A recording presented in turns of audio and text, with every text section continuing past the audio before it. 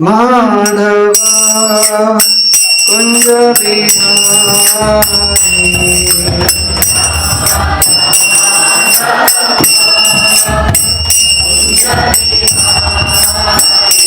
जय राधा कुंज बिहारी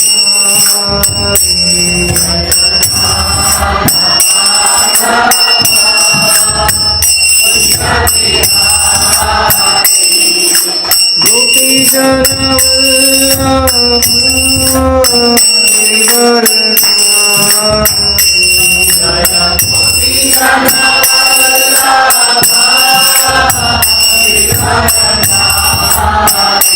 जय गोपी जन गिरिवर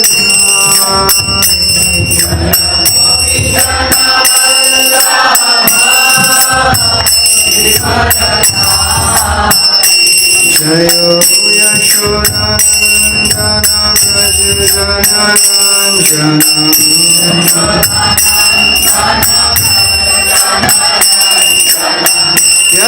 यशोदानंदन व्रज जनरंजन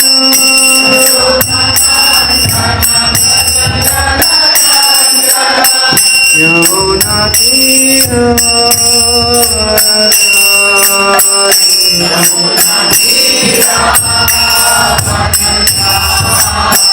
यमुना तीरवरचारि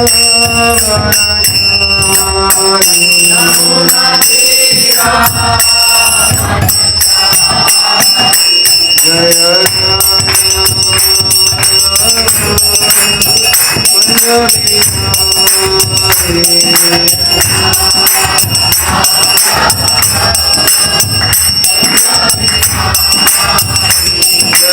गोपी जन वल्लभ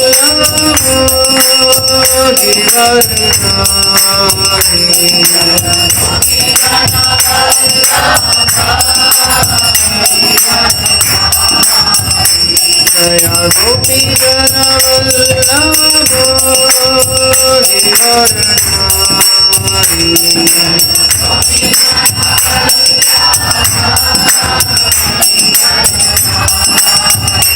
जयो यशोदानंदन व्रज जनरंजन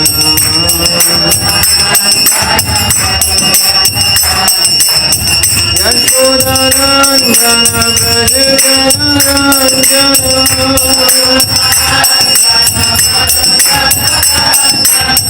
यमुना तीरवरचारि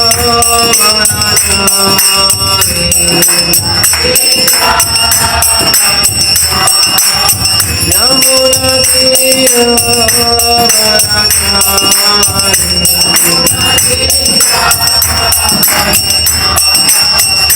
जय कुंज बिहारी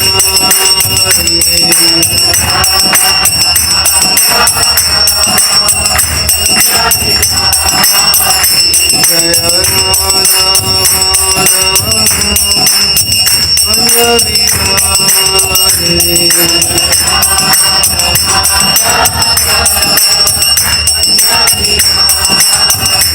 जय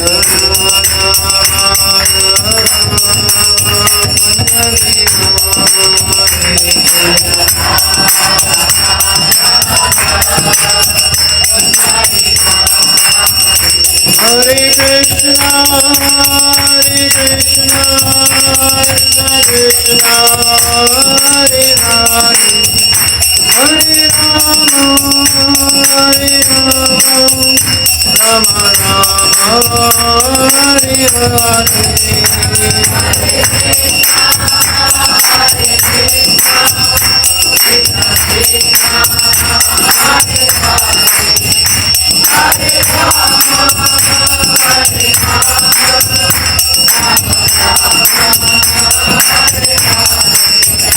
Hare Krishna, Hare Krishna, Krishna Krishna, Hare Hare, Hare Rama, Hare Rama, Rama Rama, Hare Hare.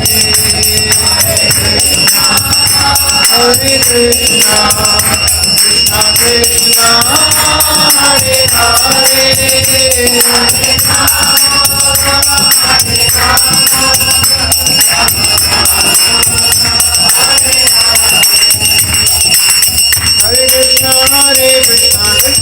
Krishna, Hare Hare, Hare Ram, Ram Ram, Hare Hare. Hare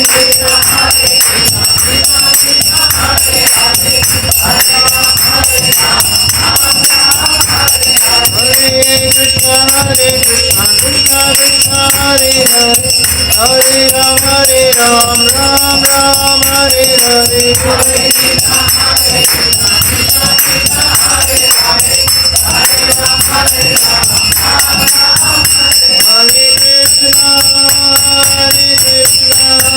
Krishna Krishna, Hare Hare, Hare Ram, Rama Rama, Hare Hare.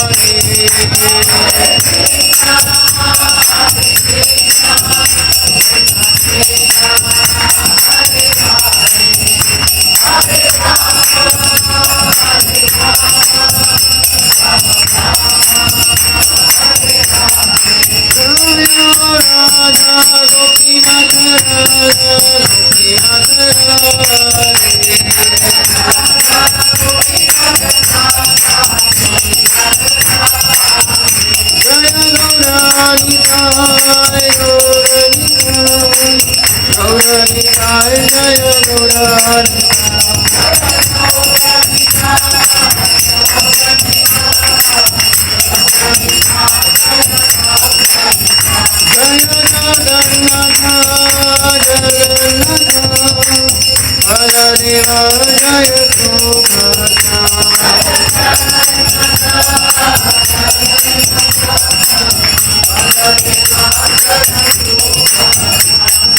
Jaya Gauranitai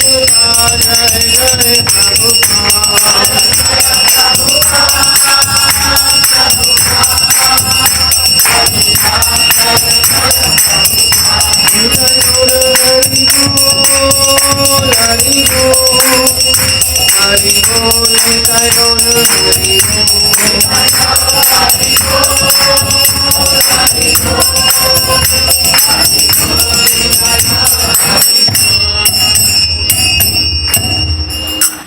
जय ओम विष्णुपाद परमहंस परिव्राजकाचार्य स्तोत्र श्रीमद्भय चरणारिंद भक्तिवेदांत स्वामी श्रील प्रभुपाद की जय ओम विष्णुपाद परमहंस परिव्राजकाचार्य स्तोत्र श्रीमद्भक्ति सिद्धांत सरस्वती ठाकुर श्रील प्रभुपाद की जय अनंत कोटि वैष्णव वृंद की जय नामाचार्य श्रील हरिदास ठाकुर की जय प्रेम से कहो श्री कृष्ण चैतन्य प्रभु नित्यानंद श्री अद्वैत गदाधर श्रीवास आदि गौर भक्त वृंद की जय श्री श्री राधा कृष्ण गोपीनाथ श्याम कुंड राधा कुंड गिरि गोवर्धन की जय ब्रजभूमि श्री वृंदावन धाम की जय नवदीप मायापुर धाम की जय पुरुषोत्तम क्षेत्र जगन्नाथपुरी धाम की जय गंगा मैया की जय यमुना मैया की जय भक्ति देवी की जय श्रीमती तुलसी महारानी की जय समवेत गौर भक्त वृंद की जय ताई गौर प्रेमानंदे all glories to assembled devotees. All glories to assembled devotees. All glories to assembled devotees. All glories, all glories, all glories to Shri Guru and Shri Gauranga. Om Namo Bhagavate Vasudevaya. Om Namo Bhagavate Vasudevaya. Om Namo Bhagavate Vasudevaya. ओम अज्ञानतिमिरन्धस्य ज्ञानाञ्जनशलाकया चक्षुरोन्मिलितं येन तस्मै श्रीगुरवे नमः श्रीचैतन्यमनोभीष्टं स्थापितं येन भूतले स्वयं रूपा कदा मह्यं ददाति स्वपदान्तिकं वन्देऽहं श्रीगुरो श्रीयुतापदकमलम् श्रीगुरून् वैष्णवांश्च श्रीरूपं साग्रजाता सहगणा रघुनाथान्वितं तं सजीवं साद्वैतं सावधूतं परिजनासहितं कृष्णचैतन्यदेवं श्रीराधा कृष्णपादान् सहगणा ललिता श्रीविशाखान्वितांश्च हे कृष्णा करुणा सिंधु दीनबंधु जगत्पते गोपेशा गोपिका कांता राधा कांता नमोस्तुते तप्त कांचना गौरांगी राधे वृंदावनेश्वरी वृषभानुसुते देवी प्रणमामि हरिप्रिये वाञ्छाकल्पतरुभ्यश्च कृपा सिन्धुभ्यैव च पतितानां पावनेभ्यो वैष्णवेभ्यो नमो नमः।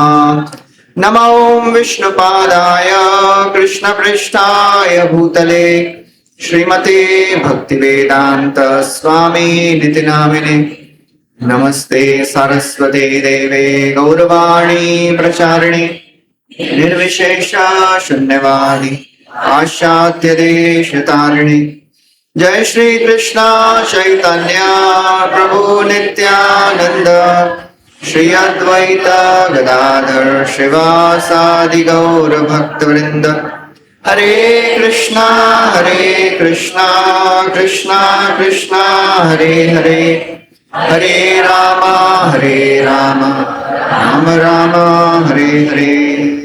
हरे कृष्णा हरे कृष्णा। सबसे पहले मैं श्यामकुंड प्रभु और उपस्थित भक्तगणों से आशीर्वाद की याचना करता हूँ कि ये दो दिन का जो श्रवण यात्रा में मुझे आमंत्रित किए हैं और कृष्ण कथा करने का अवसर दिए हैं उसके लिए शक्ति भी दीजिए। प्रभु जी ने जब शेड्यूल भेजा तो मैंने देखा 11 घंटे का क्लास है। आप लोग आशीर्वाद दीजिए कि कृष्ण कथा महाप्रभु की लीला का कुछ वर्णन कर सकें आत्म कल्याण के लिए और आप सब लोगों को प्रसन्नता देने के लिए कुछ चर्चा कर सकें।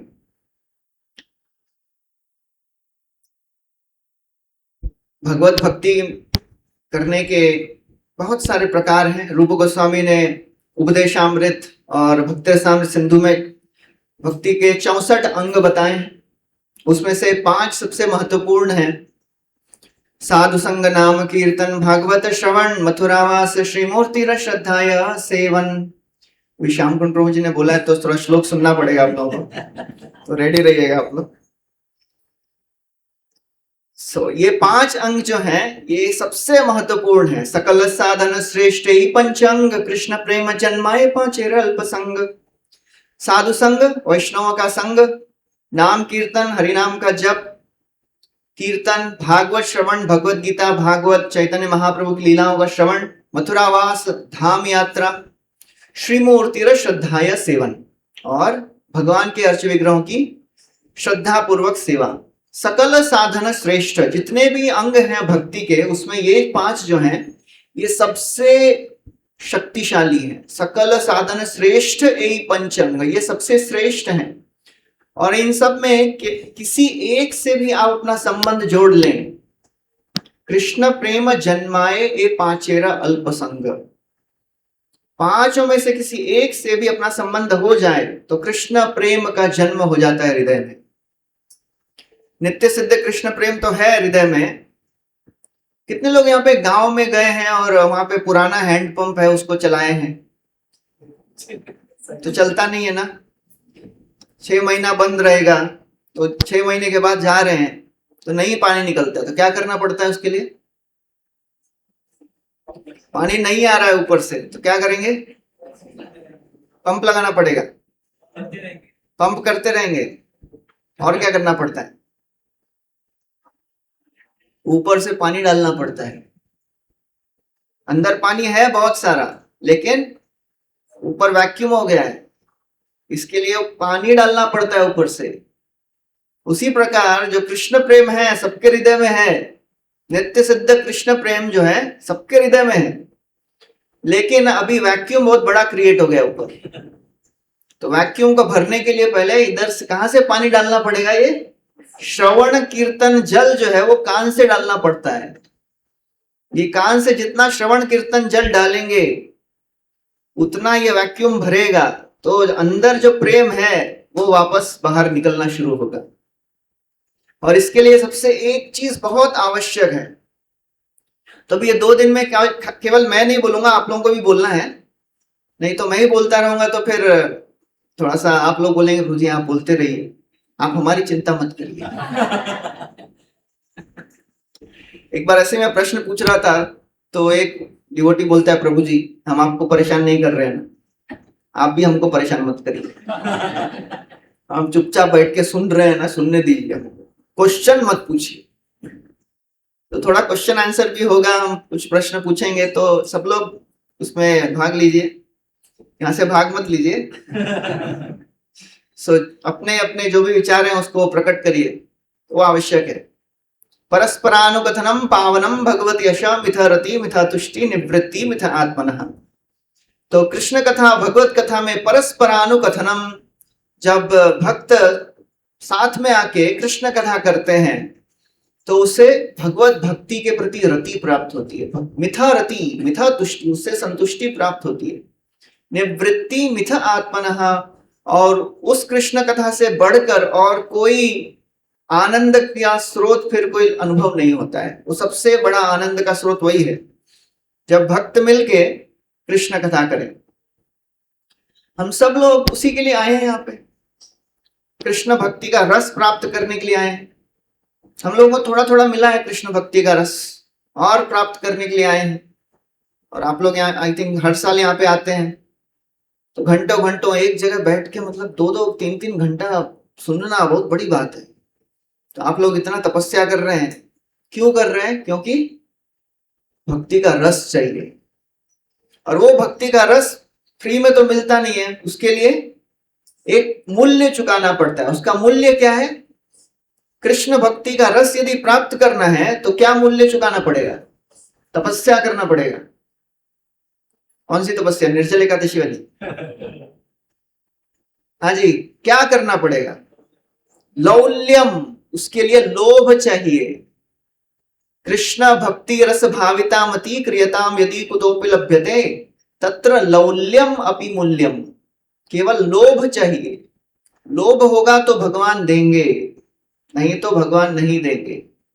भगवान सब कुछ देते हैं लेकिन कृष्ण प्रेम इतनी आसानी से नहीं देते हैं।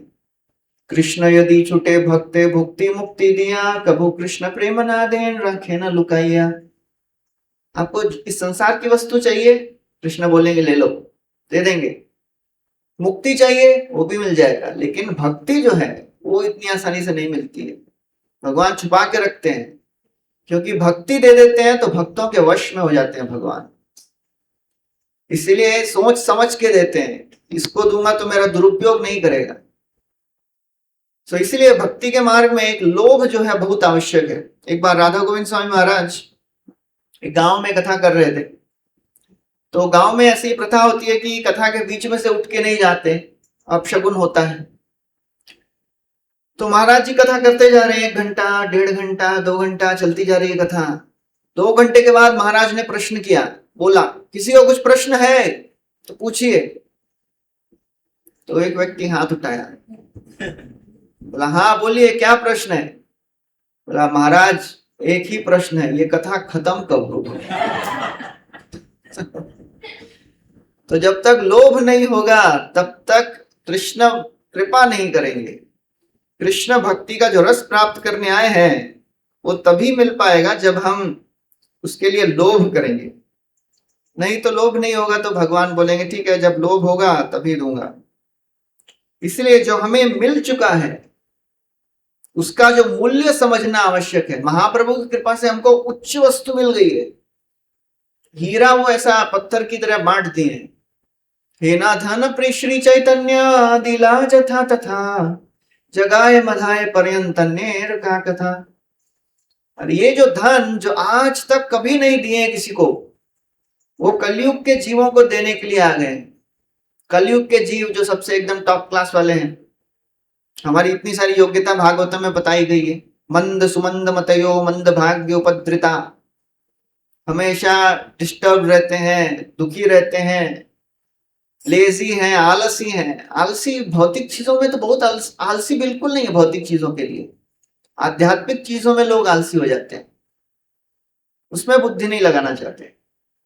ऐसे कलयुग के जीवों को सबसे उत्तम वस्तु देने के लिए आए हैं, जो सतयुग में नहीं दिए, द्वापर में नहीं दिए, त्रेता में नहीं दिए, द्वापर में नहीं दिए, वो कलयुग में देने आए हैं। तो ये जो हम लोग साथ में आके श्रवण कीर्तन कर रहे हैं, उसका एक ही उद्देश्य है, जो हमको मिला है उसका मूल्य समझना है। नहीं तो भारी लगता है, कभी कभी भारी लगता है, विशेषकर रात के 10 बज जाए और 10 माला बची हो तो बहुत भारी लगता है। फिर जैसे एक बार एक डिवोटी, नया नया डिवोटी बन गया और 16 माला करना शुरू किया, तो यात्रा में गया, मतलब मायापुर कार्तिक यात्रा जाऊंगा प्रभु जी, तो सेवा भी करूंगा। कौन सी सेवा करेंगे भाई, आप जो बोलो, नए भक्तों का उत्साह अलग रहता है ना, जो बोलेंगे प्रभु जी वो सब सेवा करेंगे। बोले किचन में जरूरत है, अरे किचन में सेवा करेंगे प्रभु जी, 2 बजे उठना पड़ेगा, अरे 1 बजे उठ जाएंगे। 16 माला, अरे 16 माला कर लेंगे प्रभु, चिंता मत करिए। तो वो सुबह सुबह 1 बजे उठ के 8 माला 10 माला कर लिया, और उसके बाद दिन भर सेवा में किचन में गया। शाम को लेक्चर सुन के शाम को रूम पे आया, सामने फीडबैक दिखा, तो याद आया 10 माला बची है, 6 ही माला हुई थी बेचारे की, 10 माला बची है। तो ऐसा फीडबैक को देख रहा है, उठाने की हिम्मत नहीं हो रही है फीडबैक। उसका फ्रेंड आया, रूम पार्टनर, बोला क्या हो गया? बोला नहीं 10 बज गया और 10 माला बची है। बोला तो मैं सोच रहा हूँ मुझे इस्कॉन में लेके कौन आया। ऑलरेडी जीवन में इतना प्रॉब्लम था, और ये माला का भी प्रॉब्लम हो गया, अभी माला माल अलग हो गए हम लोग। तो ये जो मिला है, महाप्रभु ने जो दिया है, उसका जो मूल्य है वो समझने के लिए सुनना पड़ता है, उसके लिए रोज सुनना पड़ता है। यही गुप्त भाव सिंधु ब्रह्मा नापा एक बिंदु, है ना धन बिलाइला संसारे, ऐछे दयालु अवतार, ऐछे दाता नहियार, गुण के हनारे वर्णि बारे। तो श्री चैतन्य महाप्रभु गुप्त भाव सिंधु लेके आए हैं, जो भाव आज तक नहीं दिए, ब्रह्मा जी को भी नहीं पता ये भाव। ब्रह्मा नापा एक बिंदु, वो कृष्ण प्रेम का जो भाव है वो महाप्रभु लेके आए हैं इस संसार में। हेना धना बिलाइला संसारे, ऐसा लाके फेंक दिए, लो उठा लो। इससे बढ़कर दयालु और कौन होगा? ऐछे दयालु अवतार, ऐछे दाता नहीं यार। तो इसीलिए ये जो 2 दिन का हम कथा कर रहे हैं, उसमें हमको बस यही समझना है कि हमारा भाग्य कितना महान हो गया है, बहुत भाग्यशाली हो गए हम लोग। इस संसार में भाग्य की क्या परिभाषा है? किसको भाग्यशाली बोलते हैं इस संसार में? जिसके पास धन हो, संपत्ति हो, बहुत ऐश्वर्य हो, नाम हो, पूजा लाभ प्रतिष्ठा सब हो जाए, धन जन सुंदरी कविता, इस्कॉन में आके उसमें ना जुड़ जाता है बस आके, न धनम न जनम न सुंदरी कविता। और महाप्रभु भी सबके आगे ना लगाए, क्योंकि मालूम है कलयुग के जीव थोड़ा उसको मिस इंटरप्रेट करेंगे। न धनम जनम कविता बोलेंगे तो महाप्रभु ने केवल धन के लिए ना बोला है, बाकी के लिए चलेगा। हमारे एक स्टूडेंट का एक बेस था, और उस बेस में एक नया नया कुक आया था, डिवोटी नहीं था लेकिन कुकिंग अच्छा करता था, तो उसको कुक रख लिया। उसने सुना था इस्कॉन में जाएंगे तो अमेरिका जाने का अवसर मिलता है, तो ऐसा करके ज्वाइन कर लिया वो। तो फिर सुबह सुबह अपने डिवोटी लोग मंगल आरती के बाद फिर ये शिक्षाष्टकम बोलते हैं, तो वो भी बैठता था, तो उसको समझता नहीं था क्या बोल रहे हैं ये लोग, तो कुछ तो रिपीट करता था। तो क्या बोलता था? मम जर्मनी जर्मनीश्वरे भवतात भक्ति, जर्मनी जाना है। तो गौरांग प्रभु हमारे बताते हैं इस्कॉन ना कल्पतरु है, जो चाहिए इधर सब मिलता है। Best of Krishna and best of Maya, दोनों है इधर, क्या चाहिए आपको सब मिलेगा। तो हम लोग ये कृष्ण भावनामृत में आ गए हैं, लेकिन हमको सोचना है क्या चाहिए। माया चाहिए तो माया भी दे देते हैं भगवान, कृष्णा चाहिए तो कृष्ण मिलेगा, लेकिन हमारी ज्यादा आसक्ति किधर है? भगवान वो पहले दे देते हैं, परीक्षा करते हैं, हम सबकी परीक्षा होती है, और परीक्षा 3 चीजों में हमारी परीक्षा होती है। ऐसा वर्णन आता है भागवतम में, सुखदेव गोस्वामी ने परीक्षित महाराज की परीक्षा 3 बार की है, वो भी बिना बताए कि ये सरप्राइज टेस्ट भी नहीं बोला, ऐसे ही टेस्ट ले रहे हैं बिना बोले कि ये टेस्ट है। पहली बार 6वें स्कंद के प्रथम अध्याय में परीक्षित महाराज प्रश्न पूछते हैं कि हे सुखदेव गोस्वामी, आपने अभी 22 लोगों का, नरक लोगों का वर्णन किया, 28 नरक लोगों का वर्णन किया है, और इसमें जीव अलग अलग प्रकार की पीड़ा भोग रहे हैं, इन जीवों का उद्धार कैसे होगा? तो सुखदेव गोस्वामी बोलते हैं, अरे उसमें क्या बड़ी बात है, पश्चाताप करेंगे उद्धार हो जाएगा, प्रायश्चित कर लो उद्धार हो जाएगा। तो परीक्षित महाराज बोलते हैं, प्रायश्चित से क्या लाभ? प्रायश्चित तो एक हाथी के स्नान के समान है, मन्ने कुंजर शौचवत। कुंजर में अर्थात हाथी जो है, कुंजर शौच क्या करता है, पहले अच्छे से स्नान करता है, फिर बाहर आके पूरा मिट्टी वापस डाल लेता है, तो वैसे स्नान का क्या लाभ? उसी प्रकार कोई जीव, कोई व्यक्ति पाप करेगा, फिर आके प्रायश्चित कर लेगा, फिर पाप करेगा, तो उस प्रायश्चित का क्या लाभ? फिर सुखदेव गोस्वामी बोलते हैं, ठीक है, तो कर्म से नहीं होगा तो ज्ञान मार्ग का पालन करो। ज्ञान मार्ग से पाप पूरी तरह नष्ट हो जाते हैं, लेकिन वो तो जंगल में लगी हुई आग के समान है। जंगल में आग लग जाती है तो पूरा जंगल नष्ट हो जाता है, लेकिन अगली वर्षा ऋतु में फिर से जन्म लेते हैं, सब पेड़ पौधे फिर से उगने लगते हैं, क्योंकि उनकी जड़ अभी भी है। फिर अंत में परीक्षित महाराज बोलते हैं, ये भी नहीं, पूर्ण रूप से शुद्धिकरण नहीं होता है। फिर सुखदेव गोस्वामी अंतिम प्रस्ताव रखते हैं, तो सब लोग दोहराइए, केचित केवल या भक्त्या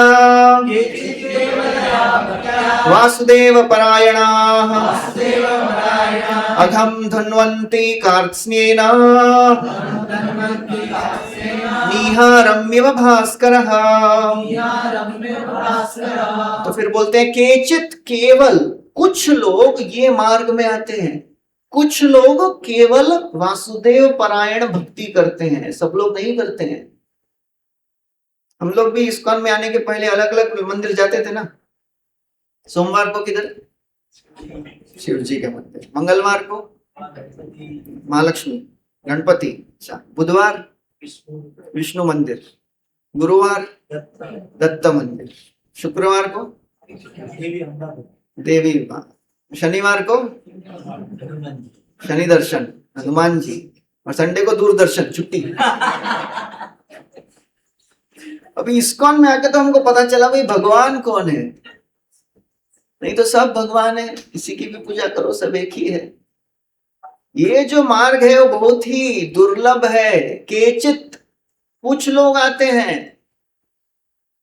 तो यदि कोई ये सोचता है कि यहाँ पे कम लोग आ रहे हैं, मतलब कुछ तो गड़बड़ है, इधर यहाँ पे ज्यादा लोग हैं, उधर जाएंगे हम। अरे जो हीरे की दुकान है उसमें आपको भीड़ नहीं दिखेगी, भीड़ कहाँ पे दिखती है? आर्टिफिशियल ज्वेलरी के दुकान में दिखती है। इसलिए ये जो मार्ग है वो बहुत ही दुर्लभ मार्ग है, सबको नहीं मिलता है ये मार्ग। केचित केवला भक्ति, जो भगवान वासुदेव की केवल भक्ति करते हैं, केवल भक्ति अर्थात और किसी देवता की पूजा नहीं, केवल वासुदेव की पूजा, उसी में श्रद्धा रखते हैं। अघम धुन्वंती, उनके सब पापों का पूर्ण रूप से नाश हो जाता है। जिस प्रकार जब सूर्योदय होता है तो जो कोहरा है वो सब नष्ट हो जाता है, उसी प्रकार भगवान की केवल भक्ति करने से सब प्रकार के पाप और पाप करने की प्रवृत्ति भी नष्ट हो जाती है।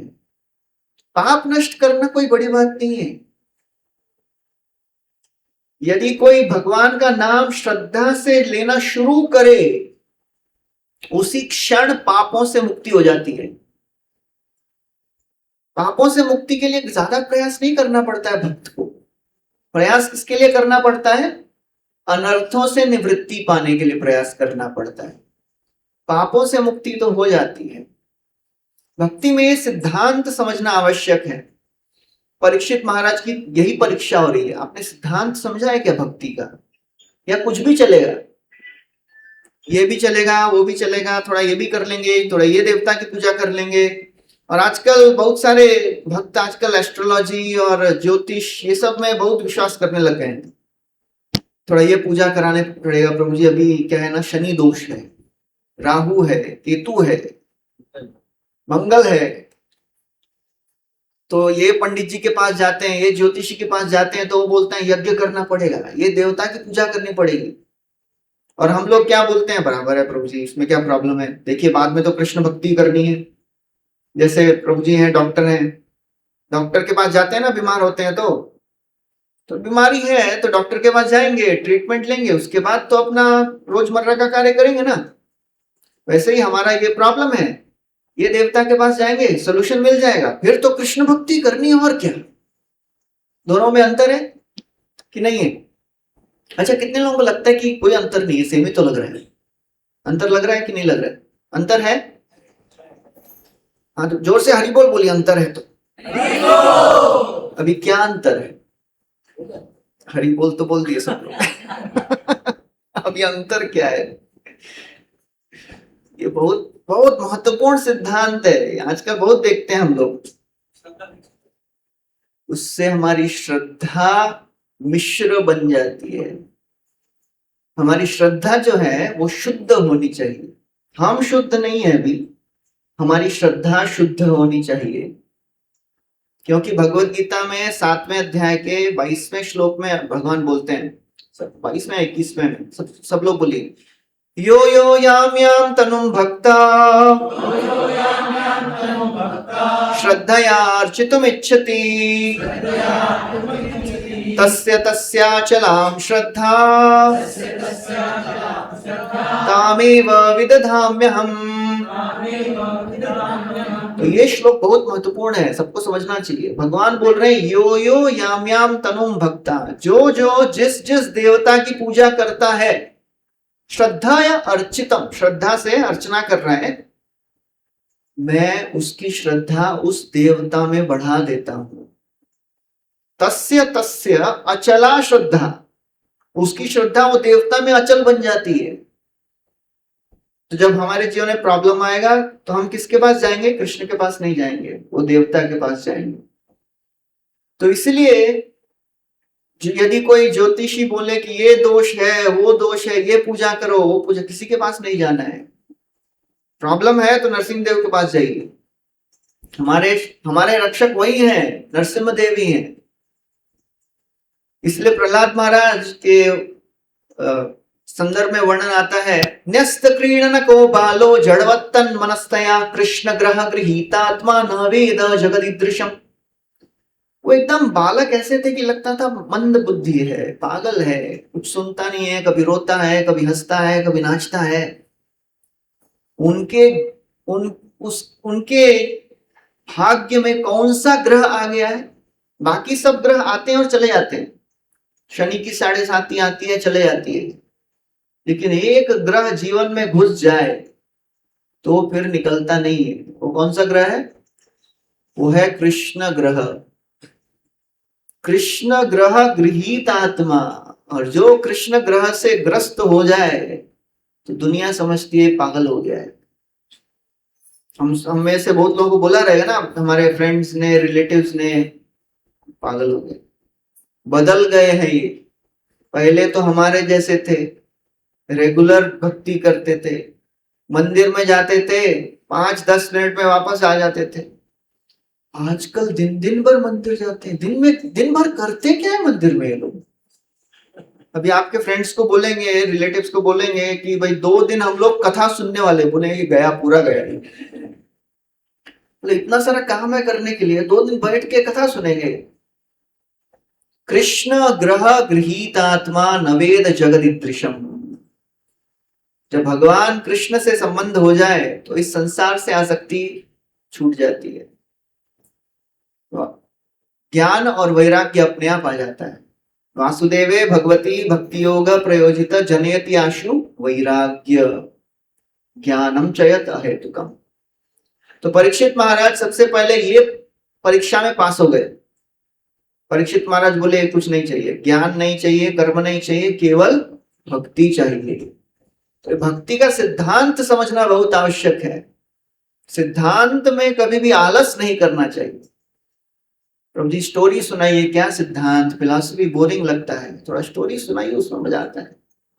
सिद्धांत बोलिया जीव चित्ते ना करो आलस, यहा हईते कृष्ण लागी सुदृढ़ मानस। सिद्धांत समझेंगे तो कृष्ण कथा में रुचि आएगी, नहीं तो कृष्ण कथा में आज रुचि आ रही है, कल नहीं आएगी। आज अच्छा लग रहा है, कल नहीं लगेगा।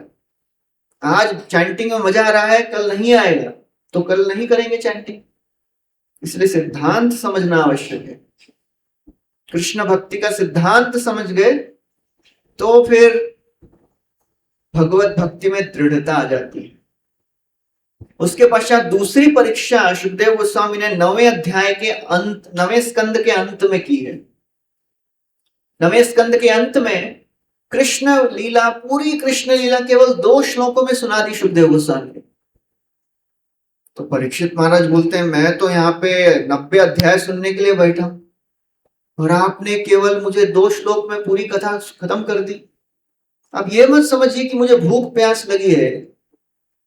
हम लोग यहाँ पे शांति से बैठे हैं क्योंकि मालूम है भविष्य उज्जवल है। कथा के बाद प्रसाद है, प्रभु जी जितना बोलना है बोलिए, कोई चिंता मत करिए। हमको भी भूख प्यास नहीं लगी, अभी अभी प्रसाद लिए। लेकिन यदि अगर हम बोले कि अभी प्रसाद नहीं आ रहा है या फिर प्रसाद बना था, कुछ तो गड़बड़ हो गया है, तो बोले प्रभु जी पहले क्यों नहीं बताए, हम अपना प्रिपरेशन करके आते थे, साथ में लेके आते कुछ हम। परीक्षित महाराज बोल रहे हैं हमको भूख प्यास नहीं लगी है, आप कृष्ण कथा सुनाते रहिए। नैषातिदुस्साक्षुन्मां त्यक्तोदम्बपि बाधते पिबन्तं त्वन्मुखां भोज च्युतं हरिकथामृतम्। अरे कृष्ण कथा का अमृत आपके मुख से पान कर रहे हैं, और कहा और किसी अमृत की कुछ अभिलाषा ही नहीं है, भूख प्यास लगी नहीं रही है। हम सब लोग अमृत की तलाश में ही आप आए ना। हरिनाम का अमृत चाहिए, कृष्ण कथा का अमृत चाहिए। एक बहुत अच्छा सुभाषित है, उसमें कहा गया है कि अमृत किधर है? अब्धौ विधौ वधुमुखे फणिनाम निवासे स्वर्गे सुधा वसति वै विबुधा वदन्ति। कुछ लोग बोलते हैं समुद्र में अमृत है, क्योंकि समुद्र मंथन हुआ तो क्या निकला? अमृत। अब्धौ विधौ, कुछ लोग बोलते हैं चंद्रलोक में अमृत है, क्योंकि चंद्रमा से सब वनस्पतियों का पोषण होता है।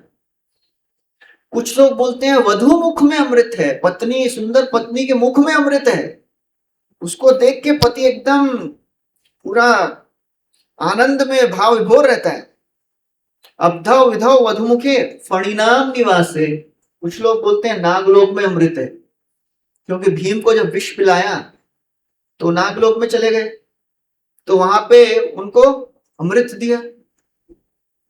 कुछ लोग बोलते हैं स्वर्ग में अमृत है, क्योंकि स्वर्ग में देवता अमृत पी के हजारों साल तक जीते हैं।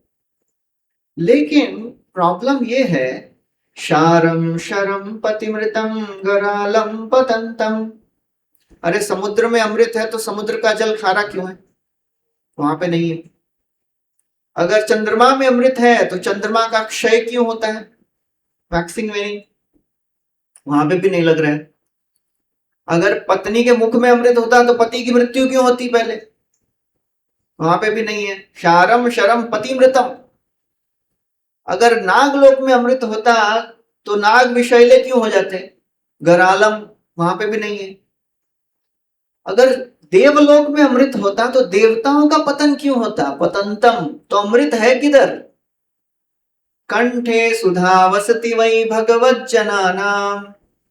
जब भगवान के भक्त मिलके आपस में आके कृष्ण कथा का पान करते हैं, जो मुख से अमृत निकलता है वो कानों से पिया जाता है, वही एक अमृत है। और इस संसार में कहीं पे अमृत नहीं है। जो हरिनाम का अमृत है उससे बढ़कर और कोई अमृत नहीं है। हरे कृष्णा कृष्णा कृष्णा हरे हरे, हरे रामा राम राम हरे हरे। तो यही अमृत को पान करने के लिए आए हैं। यही अमृत कर पान यार सम नहीं आन, चित्ते कर सुदृढ़ विश्वास। न पड़प तर्क करते अमेध्य कर्कशा वर्ते, याते पड़िले हुए सर्वनाश। ये अमृत का पान करिए, इससे बढ़कर और कुछ नहीं है। इसको छोड़ के और बाकी अमृत का पान करेंगे, अमृत नहीं है वो तो विष है। इस संसार का जो भी कथा है उसको बोलते हैं कुकथा। इस संसार की कथा सुनने में कितना मजा आता है, नहीं? साथ में बैठ के गप्पे मारने में तो ऐसा मजा आता है, समय ऐसे निकलता है कि पता ही नहीं चलता है। और इधर की बात, उधर की चर्चा, उधर की चर्चा, उसने ऐसा किया, ऐसा, अरे नहीं मालूम उसने क्या किया, मैं बताता हूं ना, ऐसा करके शुरू होता है फिर। और फिर चल रहा है 1 घंटा 2 घंटा, और 2 घंटे के बोलते हैं यार जान दो ना, अपने क्या करने का। तो क्यों टाइम पास किया फिर इतना? अपने पास जो समय है ना, वो सबसे बहुमूल्य है। भक्तों के जीवन में अव्यर्थ कालत्व बहुत आवश्यक है। हमारे पास जो लिमिटेड टाइम है, बाकी हमारे सगे संबंधियों को, हमारे मित्रों को ना लेक्चर सुनना है, ना चैंटिंग करना है, ना यात्रा जाना है, हमको ये सब करना है। वो लोग अफोर्ड कर सकते हैं इधर उधर की चर्चा, दुनिया में क्या चल रहा है, पॉलिटिक्स में ये हो रहा है, और इधर ये हो रहा है, उधर वैसा हो रहा है, अब ये पार्टी ने वैसा कर दिया, अभी नीट के एग्जाम में ऐसा हो गया, सबको डिटेल मालूम रहता है, एकदम एकदम आवर बाय आवर अपडेट रहता है डिवोटीज को भी, अभी ऐसा हो रहा है, अभी वैसा हो रहा है, ये पार्टी ने ऐसा बोला, और उसने इतना सारा पैसा भेजा इधर खिलाने के लिए, सब मतलब इतना सब अपडेट देते हैं लोग, ना चाहते हुए भी अपडेट मिल जाता है, आप नहीं भी चाहेंगे तो भी अपडेट मिल जाता है। समय कहाँ है अपने पास? समय बहुत महत्वपूर्ण है। श्री प्रभुपाद जी जब अमेरिका गए तो वहां पे उनके डिसाइपल्स ने बोला कि प्रभुपाद जी आपके रूम में एक टेलीफोन लगा देते हैं। तो टेलीफोन इंडिया में तो उस समय बहुत ही दुर्लभ था, अभी लगाओ तो 2-3 साल के बाद नंबर आता था, ऐसा था। बोले प्रभुपाद जी अभी हम एप्लीकेशन देंगे तो 1 हफ्ते में आ जाएगा आपके रूम में। तो प्रभुपाद बोले अच्छा है, तो थोड़ा मैनेजमेंट इजी हो जाएगा। तो टेलीफोन आ गया 1 हफ्ते में। तो उनके शिष्य रात को 12 बजे कॉल कर रहे हैं, और स्वामी जी प्रभुपाद फोन उठा रहे हैं तो बोल रहे Swami ji how are you. तो प्रभुपाद बोलते हैं is it the time to ask how are you. तो रात के बीच रात में फोन कर रहे हैं, और फिर प्रभुपाद इतने उससे फ्रस्ट्रेट हो गए, बोले इसको निकाल दो, नहीं चाहिए मुझे, जब देखो बजता रहता है फालतू। तो प्रभुपाद ने पूरा वर्ल्ड वाइड ऑर्गेनाइजेशन मैनेज किया है without phone, without internet, only by letters, केवल पत्र लिखे हैं बस। और हमारे पास अभी सब कुछ है लेकिन समय नहीं। ये सब जो भी हमने बनाया ताकि हमको समय मिल पाए, समय ही नहीं मिल रहा है। ये आधुनिक जो सभ्यता है उसका ड्रॉबैक है। सब कुछ तो बना लिया, प्रगति तो बहुत कर रहे हैं, लेकिन समय नहीं है। समय बहुत आवश्यक है, समय को व्यर्थ मत करिए। एक एक क्षण बहुमूल्य है। जितना हम क्षण, एक एक क्षण भगवान की सेवा में कैसे लगाना है वो सोचना है हमको, नहीं तो फिर दिन गुजरे और गुजरे फिर साल, ऐसा हो जाएगा। बुरा होता गया पप्पू का हाल। मेहनत तो बाकी दुनिया में बहुत लोग करते हैं ना, कितना मेहनत करते हैं। पहले एक प्रभु जी ने मेरे को एक अच्छा पोयम भेजा था, आजकल के दुनिया में लोग काम करके कैसा हाल होता है उनका। परेशान थी पप्पू की वाइफ, नॉन हैपनिंग जो थी उसकी लाइफ। पप्पू को न मिलता था आराम, दिन भर करता वो काम ही काम। पप्पू के बॉस भी थे बड़े कूल, प्रमोशन को जाते वो हर बार भूल, पर भूलते नहीं थे वो डेडलाइन, काम तो करवाते थे वो रोज टिल 9। पप्पू भी बनना चाहता था बेस्ट, इसीलिए नहीं करता था रेस्ट। दिन गुजरे और गुजरे फिर साल, बुरा होता गया पप्पू का हाल। अब पप्पू को कुछ याद नहीं रहता था, गलती से बीवी को बहन जी कहता था। एनीवेज आगे बहुत लंबा चौड़ा है। तो इस संसार में मेहनत तो बहुत लोग कर रहे हैं, हम भी प्रयास कर रहे हैं। हमारा प्रयास क्या है? भगवान से संबंध जोड़ने का प्रयास है, वही शाश्वत प्रयास है। इस संसार का जो भी प्रयास है वो निरर्थक है, वो नष्ट हो जाता है। केवल एक ही प्रयास है जो शाश्वत है, नित्य है। नेहा विक्रम नाशो अस्ति प्रत्यमायो न विद्यते स्वल्पस्य धर्मस्य त्रायते महतो भयात्। इसी के लिए प्रयास कर रहे हैं। तो परीक्षित महाराज बोलते हैं आप ये मत सोचिए कि मुझे भूख प्यास लगी है, आप सुनाते रहिए। ये कृष्ण कथा का अमृत जो कान से जाता है, ये कान बहुत ही विशेष इंद्रिय है। कान से हम सुनते तो हैं ही, कान से देखते भी हैं।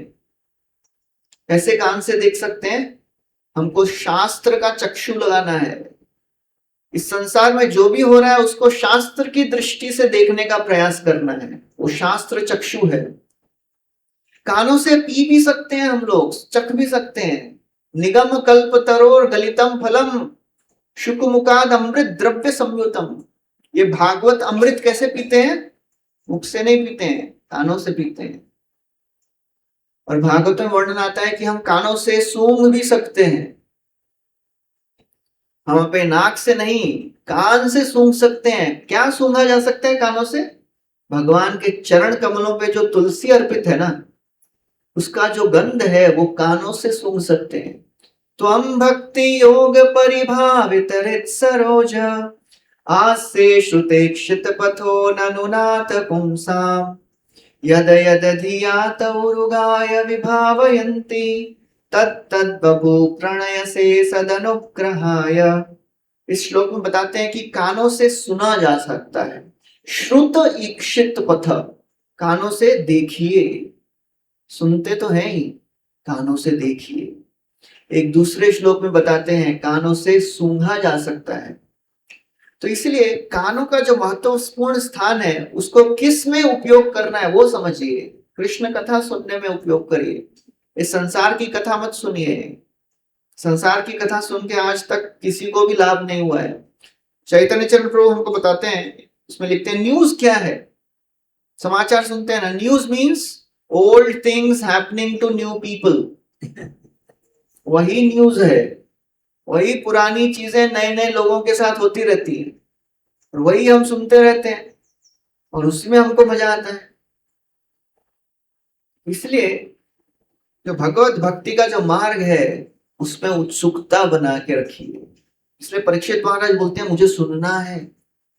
आप 90 अध्याय सुनाइए, 2 श्लोक में क्या खत्म कर रहे हैं, और सुनाइए। तो दूसरी परीक्षा क्या होती है? हमारी कितनी उत्सुकता है भक्ति करने की। पहली परीक्षा कौन सी है?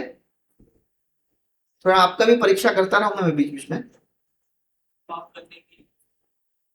पहली परीक्षा कौन सी की सुखदेव गोस्वामी ने? भक्ति का सिद्धांत समझा है क्या? दूसरी परीक्षा उत्सुकता है क्या भक्ति में? फिर तीसरी परीक्षा एकदम अंत में की है सुखदेव गोस्वामी ने। अंत में सुखदेव गोस्वामी एक भक्ति का गुणगान नहीं करते हैं, ज्ञान मार्ग का गुणगान करते हैं। उस समय क्या परीक्षा ले रहे हैं? आपके भक्ति के प्रति कितनी लॉयल्टी है, आप कितना भक्ति के प्रति आसक्ति रखते हैं कि इसको नहीं छोड़ूंगा। कोई कितना भी बोल दे किसी भी चीज के बारे में, मैं तो भक्ति ही करूंगा। तो ये सबकी परीक्षा होगी। तो इसलिए परीक्षा जब तक नहीं होती है ना, तब तक हम भक्ति में प्रगति नहीं करते हैं। हम लोग तो सब स्कूल कॉलेज में पढ़े हैं। कब हमारी स्टडी एकदम फर्स्ट क्लास कब होती है? जब एग्जाम आता है। एग्जाम के एक दिन पहले कैसी पढ़ाई होती है। ऐसा लगता था कि ऐसी पढ़ाई साल भर कर लिया तो एकदम टॉप हो जाऊंगा, अव्वल नंबर आ जाएगा। और हर स्टूडेंट को ऐसा ही लगता है कि बस एक दिन और मिल जाता तो अच्छी पढ़ाई हो जाती। और एग्जाम के बाद हर एक स्टूडेंट को ऐसा ही लगता है कि बस अभी आज से पढ़ाई शुरू करेंगे, बहुत हो गया टाइम पास। और वो केवल एक हफ्ते के लिए टिकता है, उसके बाद बैक टू स्क्वायर वन, वही रूटीन। तो इसलिए भक्ति का जो सिद्धांत है उसको समझना आवश्यक है। हमको जो मिल गया है उसका मूल्य समझना है। ये जो हम भक्ति का मार्ग उसमें भजन क्रिया कर रहे हैं, वो भजन क्रिया के क्या अंग हैं, उसमें क्या उपलब्धि होती है, उसमें क्या बाधाएं हैं, वो समझना आवश्यक है। भजन क्रिया, भोजन क्रिया नहीं। एक बार एक हमारे बंगाली डिवोटी थे, तो मंदिर में आए और एक ब्रह्मचारी बोलते हैं, प्रभु जी भोजन के लिए आएंगे क्या घर पे? तो डिवोटी बोले ठीक है, भोजन के लिए बुला रहे हैं तो चले जाते हैं। बोले और 3-4 लोगों को लेके आइए प्रभु जी, भोजन करेंगे। तो 4-5 डिवोटीज चले गए, एकदम ब्रेकफास्ट भी नहीं लिया था, लंच के लिए प्रिपेयर करके गए थे। तो जैसे ही घर पे पहुंचे तो पूरा मृदंग करताल साउंड सिस्टम रेडी था। तो डिवोटी सोचे ठीक है 5-10 मिनट कर लेंगे। बोले आइए प्रभु जी आइए, भोजन करिए, भोजन भोजन के लिए आपको बुलाए, भोजन है रेडी है सब। बोले तब उनको पता चला ये बंगाली डिवोटी है, ये भोजन मतलब भजन बोल रहा है, भोजन।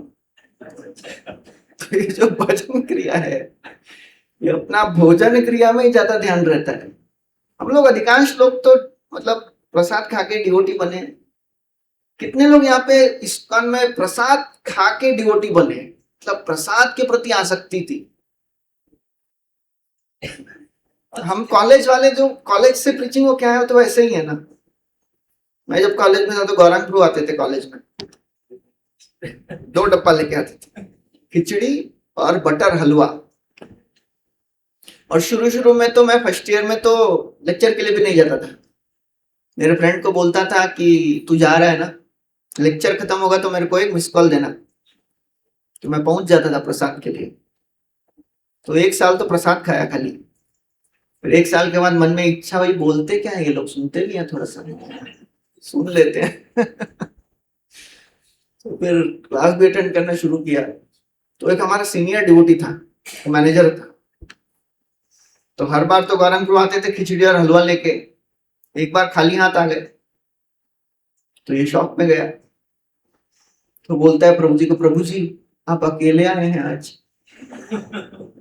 तो प्रभु बोले नहीं नहीं, वो क्या है, वो थोड़ा लेट हो रहा था तो वो एक डिवोटी को बोला है वो हलवा और खिचड़ी ला रहा है। हाँ प्रभु जी आइए आइए, सब लोग वेट कर रहे हैं, हम तो खिचड़ी हलवा खा के बड़े हुए। तो प्रसाद के प्रति आसक्ति तो अच्छी है, लेकिन ये भजन के प्रति आसक्ति बहुत आवश्यक है। आदव श्रद्धा साधु संग भजन क्रिया, भोजन क्रिया तो चलती रहेगी, भजन क्रिया आवश्यक है। और भजन क्रिया के मार्ग में कुछ बाधाएं होती हैं, उसको बोलते हैं अनिश्चित भजन। तो अनिश्चित भजन के कुछ अंग, उसके ऊपर चर्चा करेंगे। विश्वनाथ चक्रवर्ती ठाकुर माधुर्य कादम्बिनी में लिखते हैं, ये 6 स्तर होते हैं अनिश्चित भजन क्रिया के। निश्चित भजन क्रिया, अनिश्चित भजन क्रिया। अनिश्चित मतलब अभी इतना उसमें निष्ठा नहीं आया है, हिलता डुलता रहता है, कभी ऊपर होता है कभी नीचे होता है। तो उसमें सबसे पहला जो है उसको बोलते हैं उत्साहम, उत्साहमयी।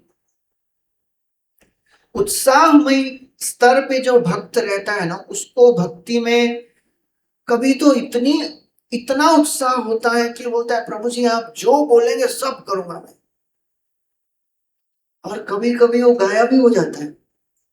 जैसे कभी कभी नए लोग ऐसे रहते हैं ना, जैसे एक बार मैं जा रहा था यात्रा लेके जे के स्टूडेंट्स का, मायापुर लेके गए। मायापुर मतलब प्रसाद ही प्रसाद। तो प्रसाद खा के और साथ में कीर्तन वीर्तन करके उसको इतना एंथु आ गया, वो 1 माला करता था, रिटर्न में बोलता है प्रभु जी 16 माला कल से शुरू करेंगे। मैं बोला रोज करेगा? हाँ प्रभु जी रोज करेंगे, पक्का प्रभु जी पक्का, रिटर्न प्रॉमिस। फिर 1 हफ्ते के बाद उसको पूछा क्या चल माला चल रहा है? हाँ, प्रभु जी वो क्या है ना, मैं 16 माला किया ना इतने दिन, तो मैं तो 1 ही माला करता था, तो अभी थोड़ा सा रेस्ट ले रहा हूं, कंपेंसेशन कर रहा हूं। तो ऐसी रहती है भक्ति।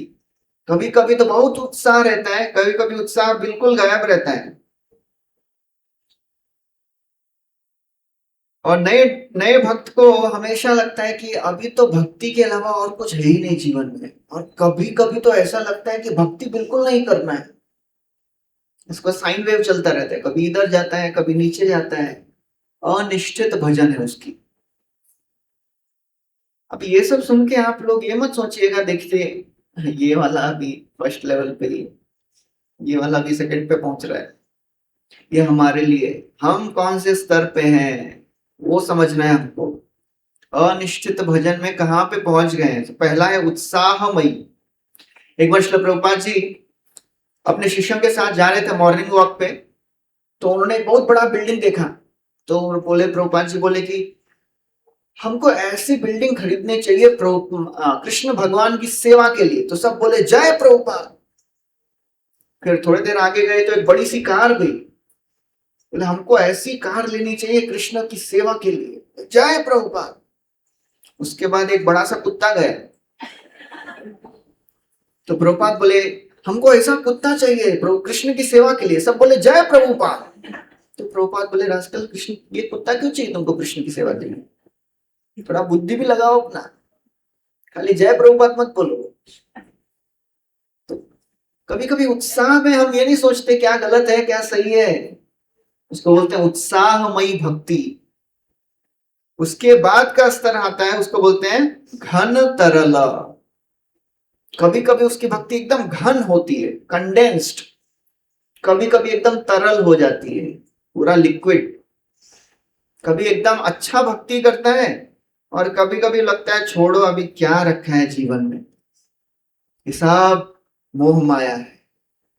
भक्ति भी मोह माया लगती है, फिर भक्ति को भी छोड़ देता है। कभी भक्ति में एकदम एंथू और कभी कभी एकदम गायब। कभी कभी लगता है 16 माला रोज, कभी कभी लगता है अभी 1-2 माला करके थोड़ा सा ब्रेक लेते हैं। उसको बोलते हैं घन तरल। कभी कभी उसको लगता है कि बस अभी प्रभु जी, जैसे एक बार एक स्टूडेंट आया, बोलता है प्रभु जी कृष्ण के दर्शन कब होंगे? मैं बोला कब से माला कर रहे थे? प्रभु जी 1 हफ्ते से कर रहा हूँ। बोले कितना? 1 माला रोज करता हूँ प्रभु जी। तो ऐसी भक्ति होती है घन तरल, कभी इंटेंस, कभी एकदम ढीली ढाली भक्ति। फिर तीसरे स्तर पे आता है वो डिवोटी, उसको बोलते हैं व्यूढ़ विकल्प। जो ये व्यूढ़ विकल्प वाला जो स्तर है, उसमें डिवोटी हमेशा कंफ्यूज रहता है भक्ति में प्रगति कैसे की जाए। सुबह माला करें कि शाम को माला करें, 8 माला करें कि 16 माला करें, जॉब इधर करें कि उधर करें, घर के पास होना चाहिए जॉब या फिर थोड़ा सा दूर में रखें, या फिर वृंदावन जाके सेटल हो जाए क्या? ऐसे अलग अलग विचार आते हैं। फिर लगता है कभी कभी ये संसार को भी त्यागने का मन कर रहा है, नहीं नहीं कैसे छोड़ेंगे अभी। ऐसे अलग अलग विचार आते हैं लोगों को।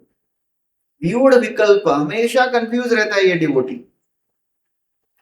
उसको ये नहीं समझता है क्योंकि उसको सिद्धांत नहीं समझ रहा है, वो शास्त्र नहीं पढ़ रहा है।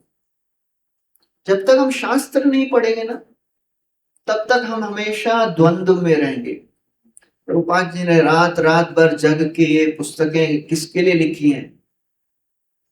खाली एज इट इज। प्रभु जी भगवत गीता जो एज इट इज है ना, वो सबसे अच्छा लगता है, एज इट इज। इसलिए हमने एज इट इज रखा हुआ है उसको। और भागवतम का तो पन्ना भी नहीं खोला है अभी, उसका प्लास्टिक भी नहीं फाड़ा है। प्रभु जी अभी आपके लिए वेट कर रहे थे हम, आप कब आएंगे? अभी यहाँ पे भद्र पूर्णिमा चल रहा है कैंपेन, भी पूरा वर्ल्ड वाइड इनिशिएटिव है इस्कॉन का। 1,08,000 भागवतम बांटना है। तो 1,08,000 भागवतम कैसे बांटेंगे? हमको ही मालूम नहीं है भागवतम में क्या है। हम ही सोच रहे हैं क्यों बांट रहे हैं, प्रभुपाद जी ने लिखा क्यों है इतना सारा। तो फिर कंफ्यूजन होता है, फिर द्वंद्व होता है, क्यों कर रहे हैं।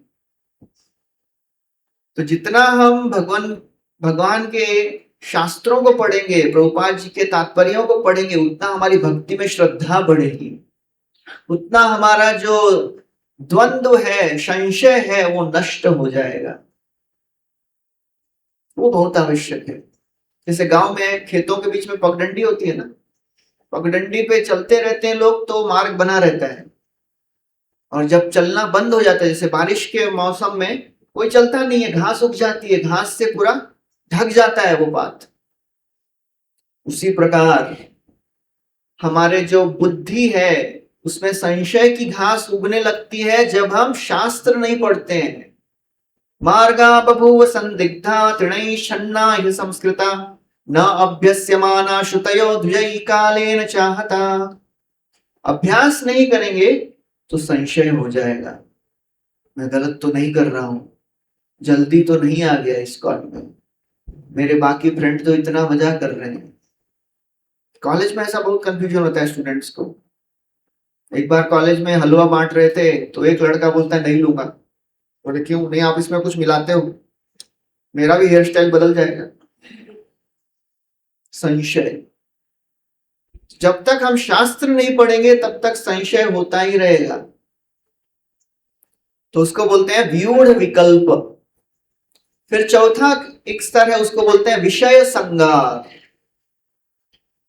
विषय संगार के स्तर पे अभी भी भौतिक वासनाएं बनी रहती हैं। हम जो भी भौतिक चीजों को त्याग दिए हैं उसके प्रति हमारी इच्छा अभी भी है और कभी कभी इंद्र तृप्ति में लग जाते हैं। वैसे श्रील प्रभुपाद जी एक बार एक डिवोटी के साथ एयरपोर्ट पे बैठे थे, अमेरिका की बात है, नया नया वो डिवोटी बना था, और जैसे ही वो वेट कर रहे हैं अपने फ्लाइट का, तो एक बहुत ही सुंदर स्त्री सामने से गई। तो इसकी पुरानी आदत, ये देखना शुरू करता है, इधर से ऐसा देख रहा है इधर तक। फिर सोच याद आया उसको, मैं तो प्रभुपाद के साथ बैठा हूँ, तो गलती करते तो देखते ना, देखा तो नहीं किसी ने। वो देखा प्रभुपाद जी को और प्रभुपाद उसको ही देख रहे थे, तो बेचारा शर्मा आ गया। और फिर प्रभुपाद बोले सुंदर है ना वो, और शर्मा आ गया बेचारा।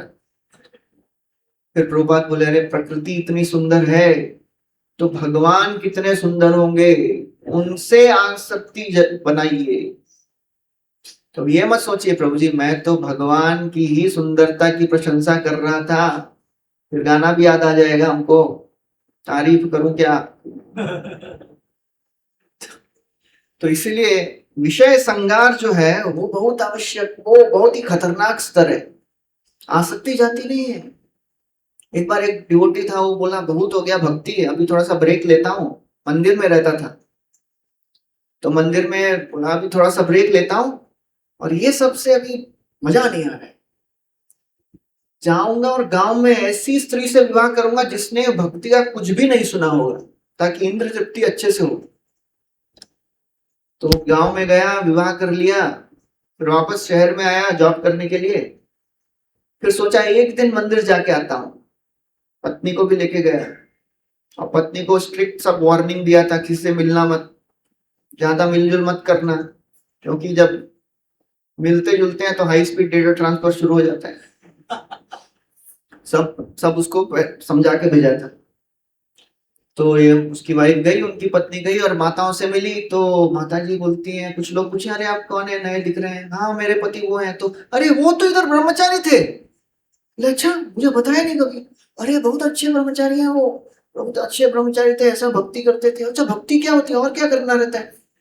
तो आधे घंटे में पूरा डाउनलोड हो गया। और ये डिवोटी सोच रहे हैं दिख नहीं रही है पत्नी, किधर है किधर ये। तो आधे घंटे के बाद बोलती है आपने बताया नहीं मुझे। बोले क्या नहीं बताया। अरे इतनी अच्छी जगह है, मुझे भी चैंटिंग करना है। बोला हद हो गई है, तो जिसके लिए गया था वही पूरा प्लान फेल हो गया। तो इसलिए यदि भगवान की भक्ति में जो एक बार लग जाए, भगवान उसको छोड़ते नहीं है।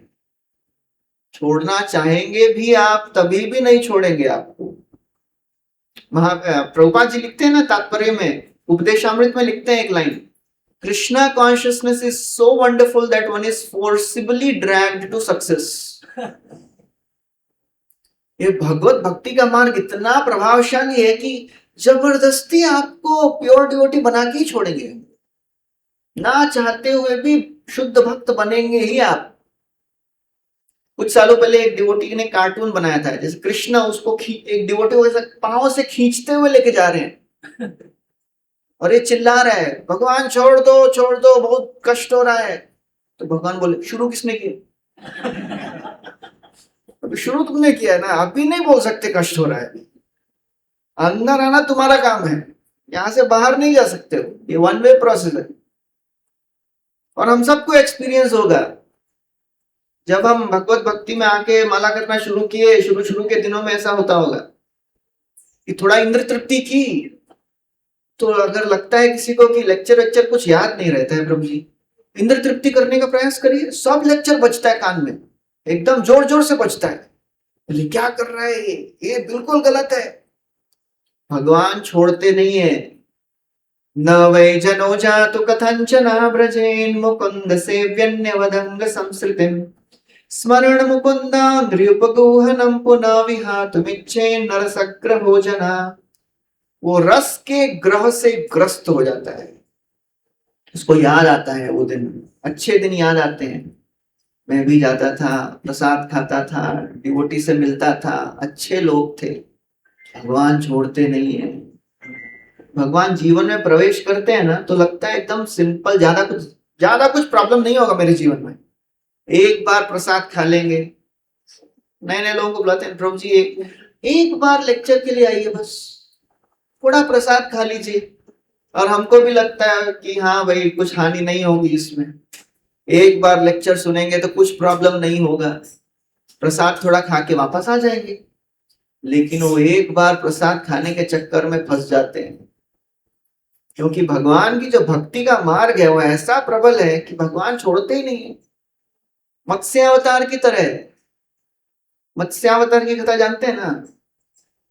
वो सत्यव्रत राजा को लगा छोटी मछली है, तो मछली बोली यहाँ पे जगह कम पड़ रहा है, थोड़ा बढ़ा दो जगह। फिर रख दिया उसको छोटे से बड़े कटोरे में, तो और बड़े, तो और फिर तालाब में डाल दिया, फिर समुद्र में डाल दिया, इतनी बड़ी हो गई। वैसा ही कृष्ण है। कृष्ण जब जीवन में आते हैं तो लगता है था उनको थोड़ा सा जगह दे देंगे, हम अपने घर में एक छोटा सा फोटो रख देंगे, बस ज्यादा प्रॉब्लम नहीं होगा। लेकिन वो छोटा फोटो कब बड़ा हो जाता है और कब ऐसे हो जाते हैं भगवान, पता नहीं चलता है। तो ये भगवत भक्ति का प्रभाव है। यही हमारी आशा है कि भगवान छोड़ते नहीं है। हम छोड़ देंगे लेकिन भगवान नहीं छोड़ेंगे, सब याद आता है, कभी भूल नहीं पाएंगे हम। एक बार जो इस्कॉन में आके प्रसाद खा लिया, लेक्चर सुन लिया, उसकी श्रद्धा आ गई कि अच्छे लोग हैं, फिर भगवान बोलते हैं अपना आदमी है, चलो इसका ब्रेन वॉश करेंगे अभी। तो ये हमारे लिए आशा है। तो इसलिए ये जो विषय संहार है वो बहुत दिनों तक परेशान करेगा, लेकिन उसमें भक्तों को छोड़ना नहीं है। जैसे काल कृष्णदास का कथा आता है, वर्णन आता है, श्री चैतन्य महाप्रभु के एक सेवक काल कृष्णदास को लेके वो दक्षिण भारत की यात्रा गए, और वहां पे कुछ समुदाय, भट्टाठारी समुदाय हैं, उन्होंने अपनी स्त्रियों को भेज के काल कृष्णदास को आकर्षित कर लिया, और काल कृष्णदास उनके समुदाय में चला गया। अभी महाप्रभु अपना भजन छोड़ के इसके पीछे गए, इसको बचा के वापस लाए, और फिर उस समय तो कुछ बोले नहीं। फिर जब वापस नवद्वीप पहुंचे तो अपने जगन्नाथपुरी पहुंचे, तो सब डिवोटीज को बोलते हैं इसको लेके जाओ, इसका मुंह भी नहीं देखना चाहता हूं। ये तो सुनी कृष्णदास कांदिते लागिला, मध्यान करीते महाप्रभु चली गेला। और महाप्रभु तो चले गए अपना संध्या वंदन करने के लिए, ये बेचारा रोने लगा। अभी भगवान त्याग दिए तो क्या होगा बताइए? यदि भगवान भी त्याग देंगे तो भी आशा क्या है? भक्त नहीं त्यागेंगे। नित्यानंद जगदानंद मुकुंद दामोदर चारि जने युक्ति तबे कोरिला अंतर। बाकी सब डिवोटी सोच रहे हैं अभी इसको कैसे सेवा में लगाए। नित्यानंद प्रभु, जगदानंद पंडित, स्वरूप दामोदर, मुकुंद, ये सब सोच रहे हैं कि कैसे इसको सेवा में लगाया जाए। तो फिर उन्होंने नवदीप भेजा काल कृष्णदास को शची माता की सेवा के लिए।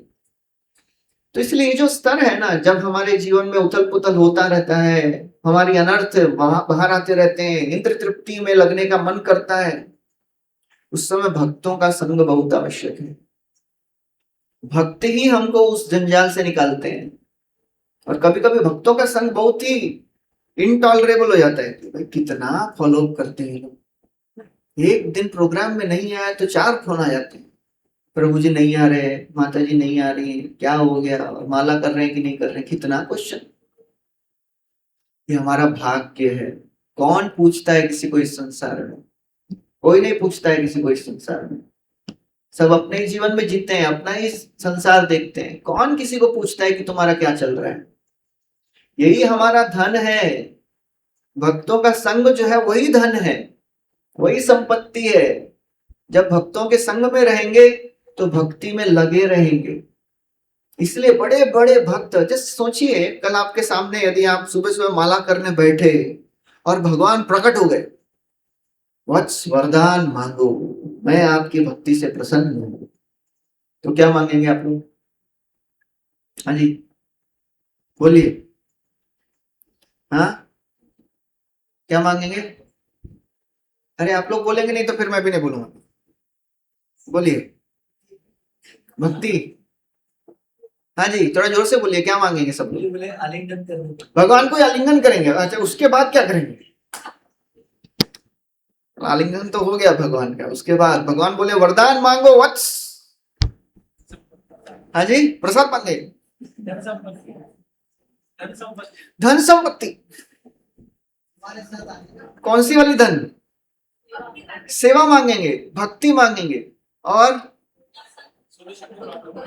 हाँ जी सॉल्यूशन टू प्रॉब्लम्स। और हाँ भगवान से कुछ मांगना है।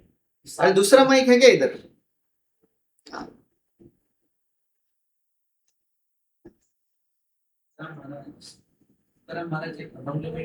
दूसरा दूसरा वाला। तुकाराम महाराज जी अभंग में कहते हैं, न लगे मुक्ति धन संपदा साधु संग देगा सारा। अगर भगवान के पास कुछ मांगना है तो साधुओं का संग मांगना। साधुओं का संग। हाँ जी भगवान को ही मांग लेंगे, आप ही रहिए मेरे पास, ठीक है। तो जैसा या सब उत्तर सही है, भक्ति में सब उत्तर सही रहते हैं, लेकिन उसमें भी एक अच्छा उत्तर रहता है। जैसे महाराज जी हर यात्रा में जाते हैं ना, वृंदावन गए तो क्या बोलते हैं महाराज? We have come to the most important place. सबसे महत्वपूर्ण स्थान पे आए हम लोग। जगन्नाथपुरी गए, हम लोग सबसे महत्वपूर्ण स्थान पे आए हैं। मायापुर गए, सबसे महत्वपूर्ण। तो एक बार हमने महाप्रभु प्रभु थे ना हमारे, तो पूछ लिया महाराज को, महाराज लास्ट ईयर तो आप वृंदावन में यही बोले थे, अभी मायापुर में भी यही बोल रहे हैं, तो ये क्या है? तो महाराज बोले कि last time we were in Vrindavan, that time Vrindavan was most important. अभी हम लोग मायापुर में, तो मायापुर अभी सबसे इम्पोर्टेंट है। तो भक्ति के मार्ग में बहुत सारे सही उत्तर हो सकते हैं। फिर भी हमारे जो बड़े बड़े भक्त हैं वो अपने आचरण से बताएं सबसे महत्वपूर्ण वस्तु क्या मांगना है हमको। वो है भक्तों का संग। भक्ति मोह प्रवहताम त्वयि मे प्रसंगो भूयादनंत महताम अमलाशयानाम येनांजसोल्बनमुरु व्यसनं भवाब्धिं नेष्ये भवद्गुणकथामृतपानमत्तः। ध्रुव महाराज भगवान को प्रार्थना करते हुए कह रहे हैं, हे भगवान मुझे भक्तों का संग दीजिए। सोचिए अभी भगवान सामने खड़े और बोल रहे हैं भक्तों का संग। हम बोलेंगे भक्तों का संग से क्या हो गया, हम तो सोच रहे हैं थोड़ा शांति मिले। लेकिन भक्तों का संग, बड़े बड़े भक्त यही मांगते हैं, भक्ति मोह प्रवहताम त्वयि में प्रसंगो। हे भगवान आपके भक्तों के संग में जो भगवत कथा, आपकी कथा सुनने का जो आनंद है ना, उससे बढ़कर आनंद कुछ नहीं है। भगवान बोलेंगे वो सब तो ठीक है, इस संसार से निकलने का कुछ प्लान है कि नहीं आपका? मुक्ति चाहिए कि नहीं इस संसार से? ध्रुव महाराज बोलते हैं उसके बारे में तो सोचने की भी आवश्यकता नहीं है। ये नांजसा, अंजसा अर्थात आसानी से निकल जाऊंगा मैं इस संसार से। ये संसार जो है उल्बना, बहुत ही भयंकर संसार है, ये एक समुद्र है, लेकिन मैं अंजसा निकल जाऊंगा, बहुत आसानी से निकल जाऊंगा। क्योंकि अरे आपकी कथा में मत्त जो व्यक्ति है उसको ये पता भी नहीं चलता है कब वो इस संसार को पार कर गया। जैसे कोई पिया हुआ व्यक्ति है ना, उसको कोई 4-5 झापड़ भी मारेगा तो फिर भी हंसता है, उसके ऊपर पानी भी डालेगा फिर भी उसको कुछ फर्क नहीं पड़ता है। तो ऐसा ही जो डिवोटी है वो हरि नाम में जो मत्त है, उसको इस संसार का दुख होता ही नहीं है। उस संसार के दुख को उसकी अनुभूति भी नहीं होती है कि मुझे इस संसार का दुख हो रहा है। जैसे हमारे श्रीधर स्वामी थे, प्रभुपाद जी के शिष्य थे श्रीधर स्वामी। बहुत सालों, बहुत पूरा जीवन उन्होंने भगवान की सेवा में लगा दिया, प्रभुपाद जी की सेवा में। फिर बुढ़ापे में उनको लिवर का रोग हो गया, सिरोसिस हो गया। तो डॉक्टरों ने बोला कि अभी इनके 2-3-4 महीने बचे हैं। तो उन्होंने बोला कि मैं मायापुर में अपना शरीर त्यागना चाहता हूँ। तो अमेरिका से फ्लाइट लेके कलकत्ता आए। तो फ्लाइट में बेचारे बेहोश हो गए। फिर एयर होस्टेस आके उनको कुछ दवाई दी और कुछ, तो वो होश में आए। तो बोले आर यू ऑल राइट? तो वो बोलते हैं I am all right, body is not all right, we are not this body. Lecture देना शुरू कर दिए एयर होस्टेस को। तो बोलिए क्या चल रहा है। फिर कलकत्ता एयरपोर्ट पे लैंड हुए। कलकत्ता से मायापुर 3-4 घंटे का जर्नी है। फिर उनको बेहोश हो गए जर्नी में। फिर वापस मायापुर पहुंचे, डॉक्टर आया, तब तक उनको होश आ रहा था। तो डॉक्टर अपना स्टेथोस्कोप लेके, उनको पेट में पानी भरा हुआ था पूरा, ऐसा बड़ा हो गया था पेट। तो जैसे ही वो डॉक्टर देख रहा था तो उनको होश आया। तो बोलते हैं doctor is it a boy और अ गर्ल? लड़का है कि लड़की है? पेट बड़ा हो गया। तो उस स्थिति में भी वो एकदम जोक के मूड में है। तो ये फर्क ही नहीं है कि अभी शरीर त्यागने का समय आ रहा है, दुख हो रहा है। ये है भक्ति का प्रभाव, अंजसा उल्बनम। तो भक्तों का जो संग है ना, बहुत आवश्यक है। ध्रुव महाराज के जीवन में अंत में बहुत ही अच्छा प्रसंग आता है। हम तो जनरली सुनते हैं ध्रुव महाराज ने 6 महीना तपस्या किया, भगवान की कृपा हो गई। उसके बाद की कथा और भी बहुत अच्छी कथा है। उसके बाद उन्होंने 35,000 सालों तक राज्य किया।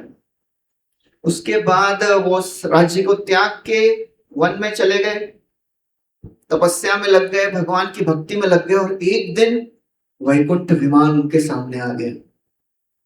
उसमें नंद सुनंद भगवान के पार्षद वो बाहर आए, वो वैकुंठ विमान से उतरे और ध्रुव महाराज की इतनी स्तुति कर रहे हैं, हे ध्रुव, आपके पूरे वंश में आज तक ये स्थान कोई नहीं प्राप्त किया है।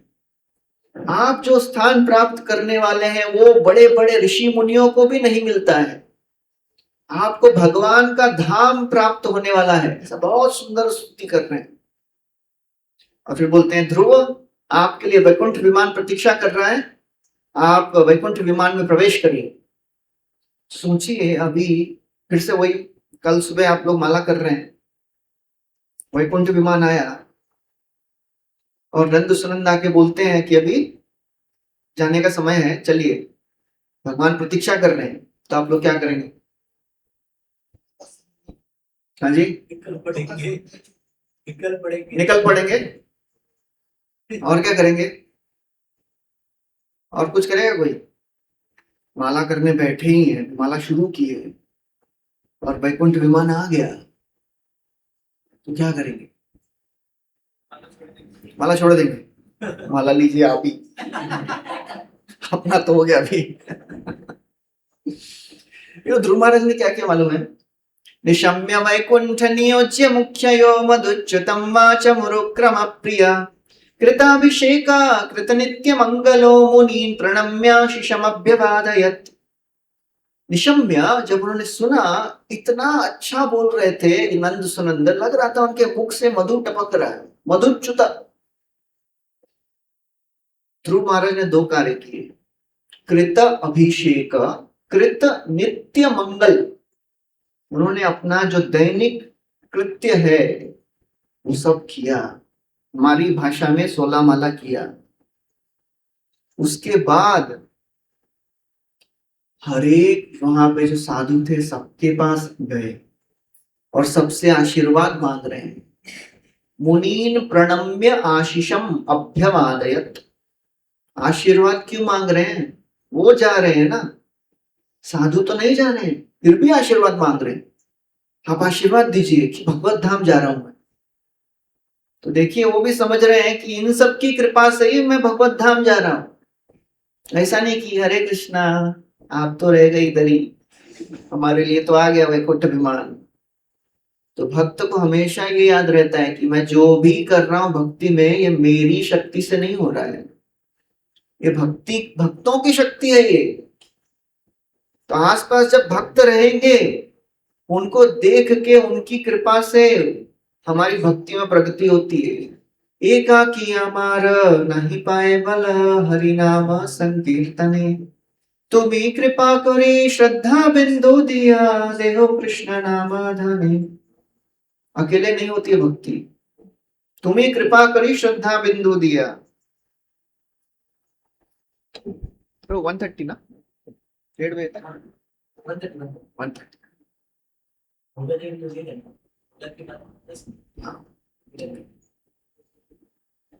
सो इसीलिए भक्तों का जब तक संग रहेगा तब तक हम भक्ति में प्रगति करते रहेंगे। प्रभुपाद जी बोलते थे, यदि किसी को लगता है कि मैं अकेले भक्ति कर सकता हूं, वो सबसे बड़ा पागल है, वो मूर्ख है। उसको मालूम नहीं है कि हमारी जो भी भक्ति में प्रगति हुई है वो भक्तों के कारण ही हुई है।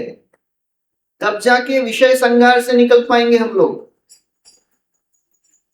क्योंकि ये जो स्तर है ना, ये सबसे बड़ा स्तर होता है, विषय संघार, इंद्र तृप्ति की इच्छा नहीं जाती है।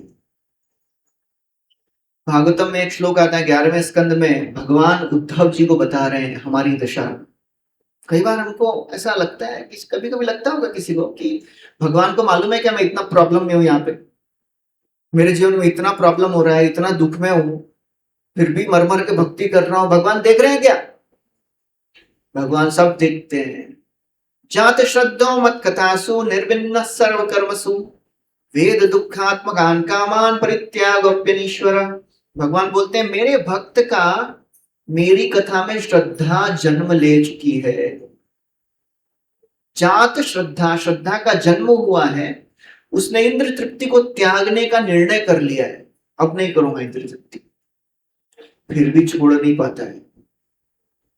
होता है कभी कई बार निर्णय तो कर लिया अभी नहीं करूंगा, फिर भी परित्यागो अपि अनीश्वर, फिर भी नहीं त्याग पाता है।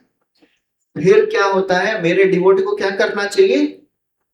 फिर भी मेरा भजन प्रेम पूर्वक प्रसन्नता से करिए, दुखी मत हो जाइए कि मैं इतना पतित जीव हूं, बाकी डिवोटी देखो कितने अच्छे से भक्ति कर रहे हैं, मैं ही यहाँ पे सबसे नालायक हूं, मैं ही नहीं कर पा रहा हूं ठीक से।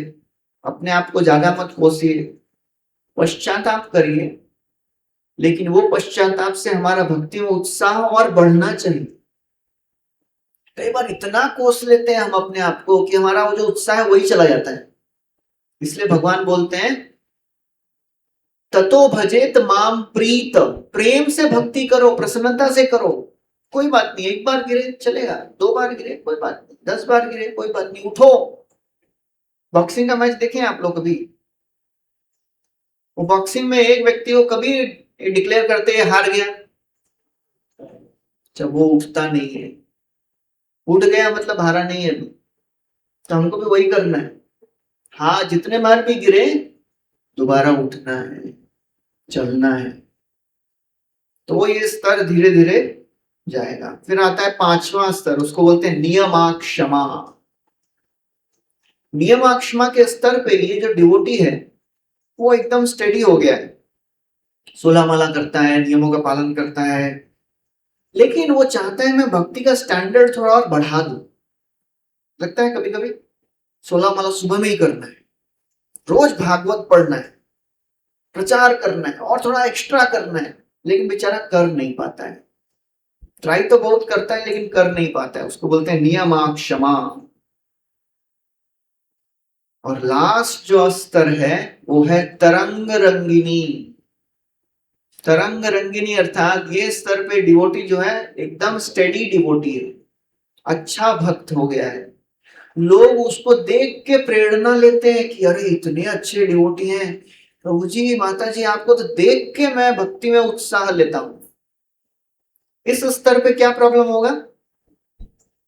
इस स्तर पे ये भक्त को अहंकार हो जाता है कि मेरे कारण इतने सारे लोग भक्ति कर रहे हैं, मैं इतना अच्छा डिवोटी हो गया हूं, और जब लोग प्रशंसा करते हैं तो कितना अच्छा लगता है कि आप और बोलते रहिए प्रभु जी, कभी तो कोई अच्छा बोलता है, प्रभु जी आप इतने अच्छे डिवोटी हैं, आपकी वजह से और बोलो। बाहर से तो बोलते हैं नहीं नहीं नहीं, मैं कहा, मैं तो पतित हूं। अंदर से बोल और थोड़ा थोड़ा बोलते रहो, आगे कहो यार। तो ये जो तरंग, इसको तरंग रंगिनी बोलते हैं। तो इसलिए ये जो भक्ति के जो अलग अलग स्तर हैं, अनिश्चित भजन के स्तर, जब तक हम प्रेम से प्रार्थना करते हुए ध्यान पूर्वक भक्ति जप नहीं करेंगे, तब तक ये परेशानियां आती रहेंगी। अनिश्चित भजन से निश्चित भजन पे जाना है हमको। अनिश्चित से निश्चित जाने का एक ही मार्ग है, वो है ध्यान से जप। ध्यान पूर्वक जप जब तक नहीं करेंगे, प्रयास नहीं करेंगे, प्रयास करना हमारे हाथ में, ध्यान से होगा कि नहीं वो तो मालूम नहीं, लेकिन प्रयास प्रयास जब तक नहीं करेंगे तब तक भगवान कृपा नहीं करेंगे। और जप में सबसे बड़ा शत्रु हमारा है हमारा मोबाइल। अगर बगल में मोबाइल रख दिया और माला करना शुरू किया, और हमारा बीड़ बैग से जो उंगली बाहर निकलती है ना, वो सबसे भयंकर चीज है। तो ऐसा करते करते हरे कृष्णा कृष्णा हरे हरे, हरे राम राम राम हरे, ऐसा नहीं करना चाहिए। तो जो अंतिम जो भगवान नाम कीर्ति अपराध है ना, it is also an offence to be inattentive while chanting. ध्यान पूर्वक जप न करना वो सबसे बड़ा शत्रु है। ध्यान से जप करना आवश्यक है। तो धीरे धीरे फिर ये जो अनिश्चित भजन के स्तर हैं उनको पार करते हैं। ओके, बहुत कुछ है, अभी तो चलता रहेगा। किसी को कुछ प्रश्न है तो पूछ लीजिए। यहाँ पे कथा को विराम देते हैं। प्रश्न है तो पूछिए, संशय।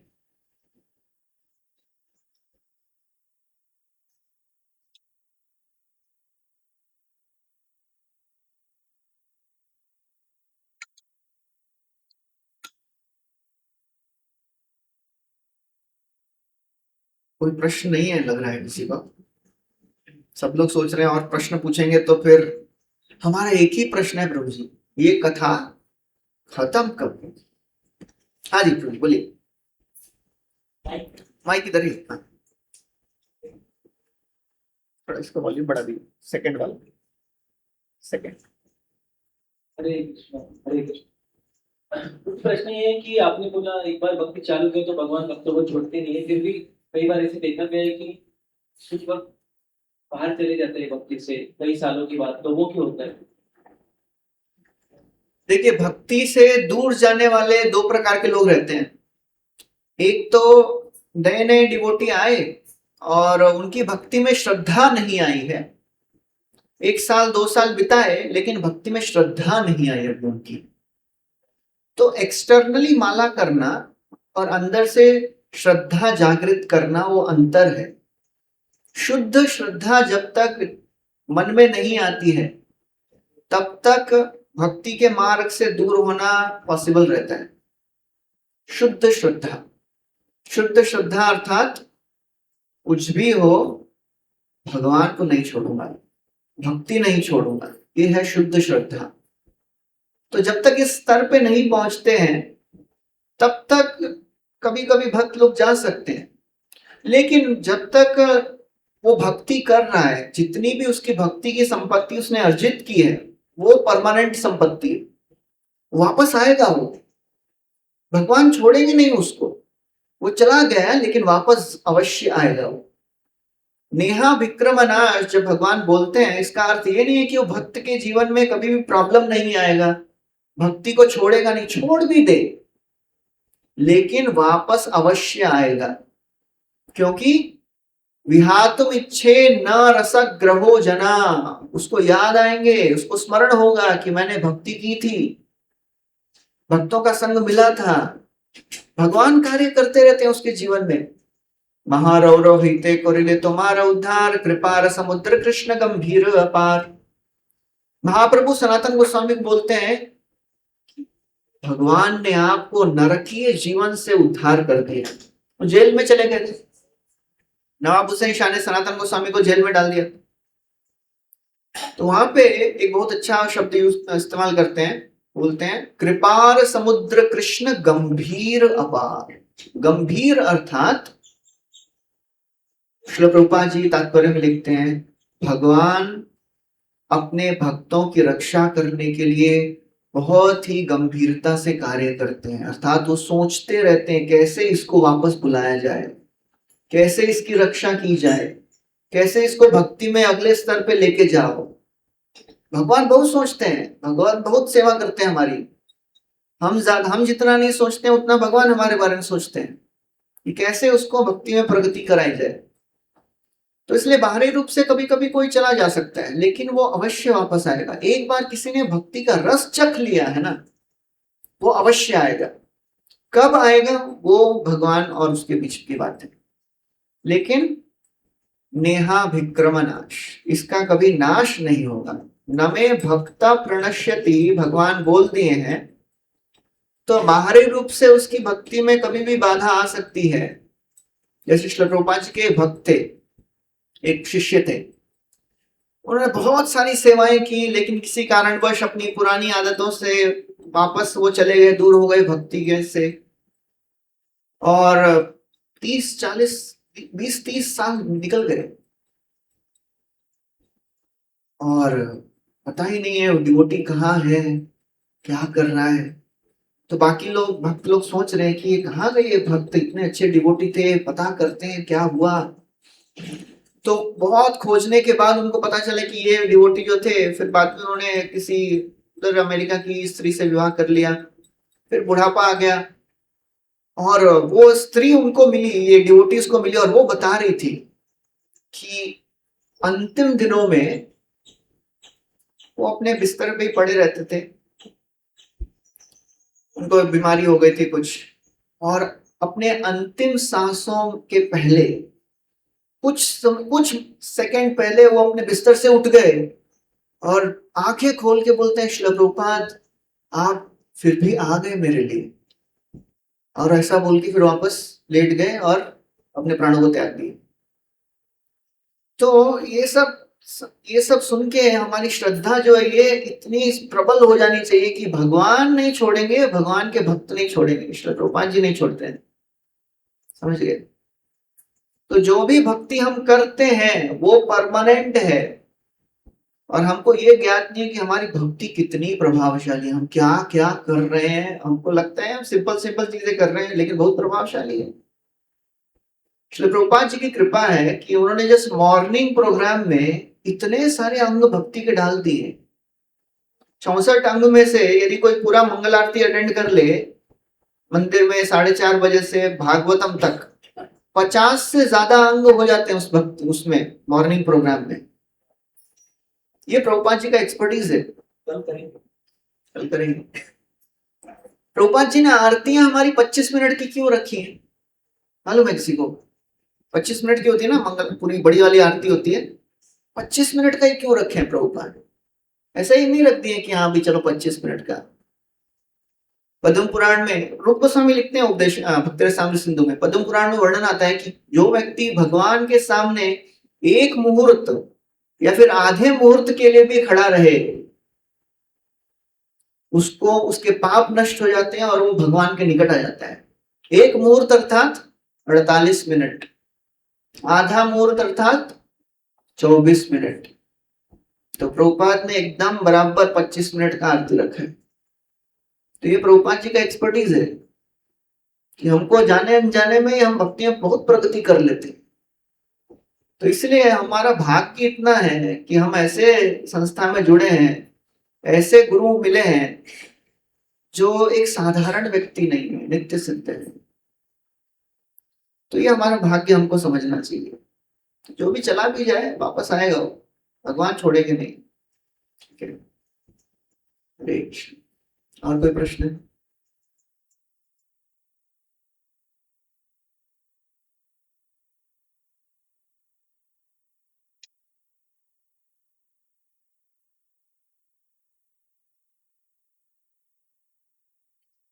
जैसे आपने कहा, जब भी हम लोग भक्तों के संग में रहते हैं वे बड़े उत्साही रहते, और ये सभी का अनुभव है।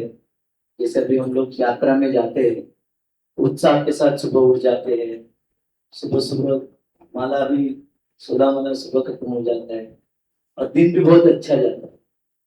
जैसे ही हम लोग यात्रा से पुनः से घर पे आते हैं तो फिर वो उत्साह ऐसा लगता है कि कहाँ पे गायब हो गया। तो उत्साह कायम रखने के लिए क्या करना चाहिए? श्रील प्रभुपाद जी एक सिंपल सा उदाहरण देते हैं। यदि कोई व्यक्ति स्विमिंग कर रहा है, उसको 1 किलोमीटर जाना है और एक ही तरह का स्विमिंग करते करते वो 500 मीटर पहुंच गया है, उसको और 500 मीटर लांघने के लिए क्या करना है? वही करते रहना है। उसको और कुछ जिम्नास्टिक्स नहीं करना है कि थोड़ा उल्टा ट्राई करता हूँ, थोड़ा ऐसा करता हूँ, थोड़ा वैसा करता हूँ। भक्ति का जो सिंपल जो मार्ग प्रभुपाद जी ने दिया है उसमें ही लगे रहना है बस। कुछ अलग से प्रयास करने की आवश्यकता नहीं है। वो जो सिंपल चीजों में 16 माला, भगवत श्रीमद् भागवत श्रवण, भक्तों का संग, सेवा, सिंपल चीजें वही, और कुछ अलग से कुछ नहीं करना है। वही सबसे बड़ा तपस्या है। 16 माला ध्यान पूर्वक करना ही सबसे बड़ी तपस्या है। और जितना हमारा हृदय शुद्धिकरण होगा, हमारे जो साइन वेव वो कम होता जाएगा। उत्साहमय का जो स्तर है ना, डिवोटीज के संग में बहुत उत्साह रहता है, अकेले रहते हैं तो उत्साह कम हो जाता है। जब तक हमारे हृदय में अनर्थ रहेंगे ये सब होने ही वाला है। इसीलिए रूप गोस्वामी बोलते हैं उत्साह, निश्चय और धैर्य बहुत आवश्यक है। हमको अधीर नहीं होना है। आज भर्ती और कल चक्रवर्ती ऐसा नहीं होता है, समय लगता है। भक्ति के मार्ग में धैर्य बहुत आवश्यक है, धीरे धीरे होता है। प्रभुपाद एक जगह लिखते हैं तात्पर्य में, slow process of Krishna consciousness. Slow है, धीरे धीरे काम करता है। जरयत्याशु या कोशम निगीर्णम अनलो यथा। जिस प्रकार लकड़ी धीरे धीरे जलती है, वैसे ही हमारे अनर्थ धीरे धीरे जलते हैं, धीरे धीरे नष्ट होते हैं, इतनी जल्दी नहीं नष्ट हो जाते हैं। प्रसाद देते हैं तो धीरे धीरे पचता है ना, एकदम ऐसा अभी रेडी, अभी प्रसाद लिए 5 मिनट में दूसरा रेडी, ऐसा नहीं होता है, धीरे धीरे होता है सब। तो इसलिए अधीर नहीं होना है हमको। हमारे जीवन में हमारे अनर्थ बहुत परेशान करेंगे हमको, हमारा मन परेशान करेगा, हमारे जितने भी कंडीशनिंग्स हैं वो निकलेंगे। सहन करो, बोलते हैं ना पेशेंट, बी पेशेंट। इसलिए पेशेंट बोलते हैं ना। पेशेंट तो ना बोल सकता है कि मेरे को आज के आज ठीक करो, अभी के अभी ठीक करो, इसलिए नाम अच्छा दिया है पेशेंट। धैर्य, सो और कुछ नहीं करना है, करते रहिए, रोज करिए। भागवतम के 12वें स्कंद में मार्कंडेय मुनि के बारे में वर्णन आता है और वहां पे शुद्धदेव गोस्वामी बताते हैं कि मार्कंडेय मुनि वही सिंपल चीजें रोज कर रहे हैं, रोज अपना तपस्या कर रहे हैं, ध्यान कर रहे हैं, कुछ अलग से बड़ा कुछ नहीं, सिंपल चीजें वही रोज करना है। कंसिस्टेंसी बहुत आवश्यक है।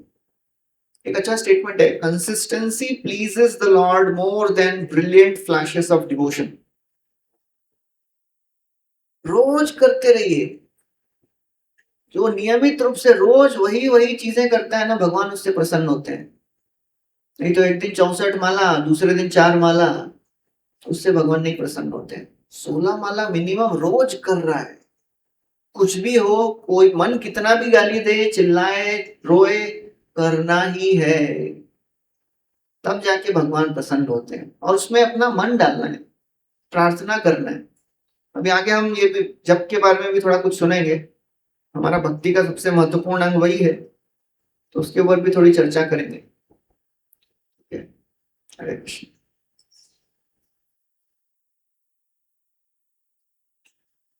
हरे कृष्ण। और किसी का कोई प्रश्न है? थोड़ा मराठी दीजिए, मराठी पिक्चर। हाँ, मराठी में कुछ चीज मुझे समझता है, मराठी बोल नहीं पाऊंगा। बोलो आप। विचार मैं पालघर के पास वो सातपाटी गांव मालूम है? सातपाटी, वहां पे 1 साल एमओशिप किया था मैं। अच्छा। तो वहां के लोग ऐसा ऐसा मराठी बोलते थे, बाप रे। वहां पे मेरे को मराठी समझना शुरू हो गया। बोल तो अब थोड़ा बहुत बोल सकता हूँ। हाँ बोलिए। हरे कृष्ण।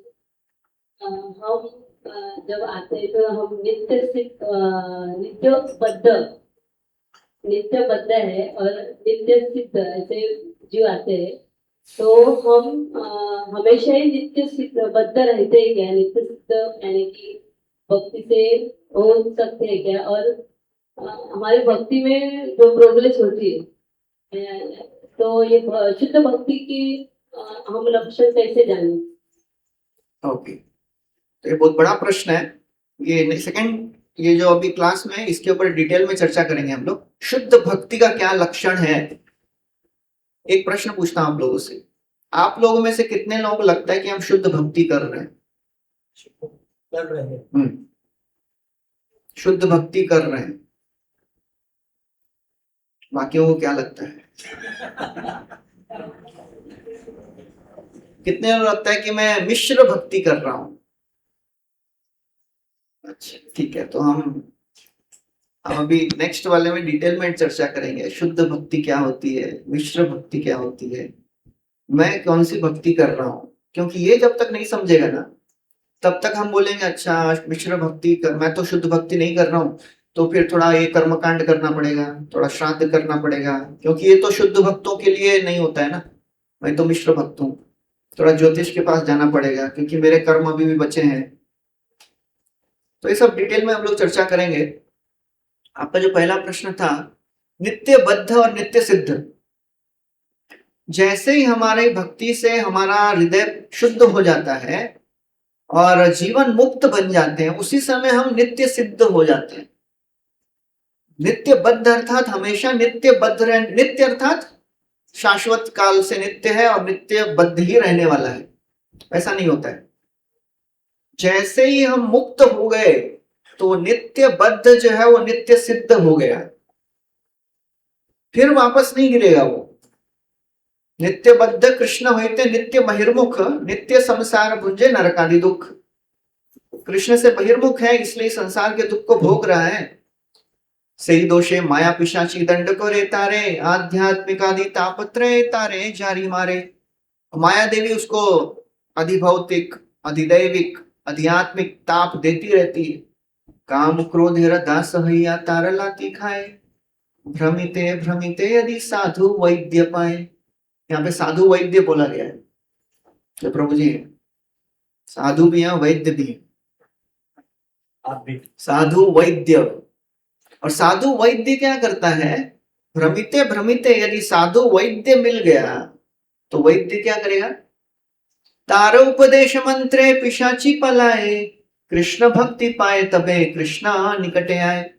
जैसे पुराने समय में कुछ लोगों को सांप का विष निकालने की विद्या प्राप्त थी, उनको मालूम था मंत्र बोलेंगे तो विष चला जाता है। वैसे ही संसार का जो माया का विष है उसको निकालने का मंत्र जो है वो साधु वैद्य के पास है। वो भी मंत्र देते हैं ना, कौन सा मंत्र देते हैं? उपदेश मंत्र। तार उपदेश मंत्रे, तो उपदेश मंत्र सुनते हैं, पिशाची पलाए, माया देवी चली जाती है, कृष्ण भक्ति जन्म लेती है हृदय में। सो जैसे ही कृष्ण भक्ति करते करते हृदय शुद्ध हो गया, उस समय नित्य सिद्ध हो गया वो, तो वापस उसका पतन नहीं होगा। भगवत गीता में भगवान बोलते हैं ना, यद गत्वा न निवर्तन्ते, वापस नहीं आएगा वो। ठीक है, ऐसा है। और शुद्ध भक्ति का वो प्रश्न डिटेल में हम लोग चर्चा करेंगे। और कुछ प्रश्न है? हरे कृष्णा कृष्ण कृष्ण हरे हरे, हरे राम राम राम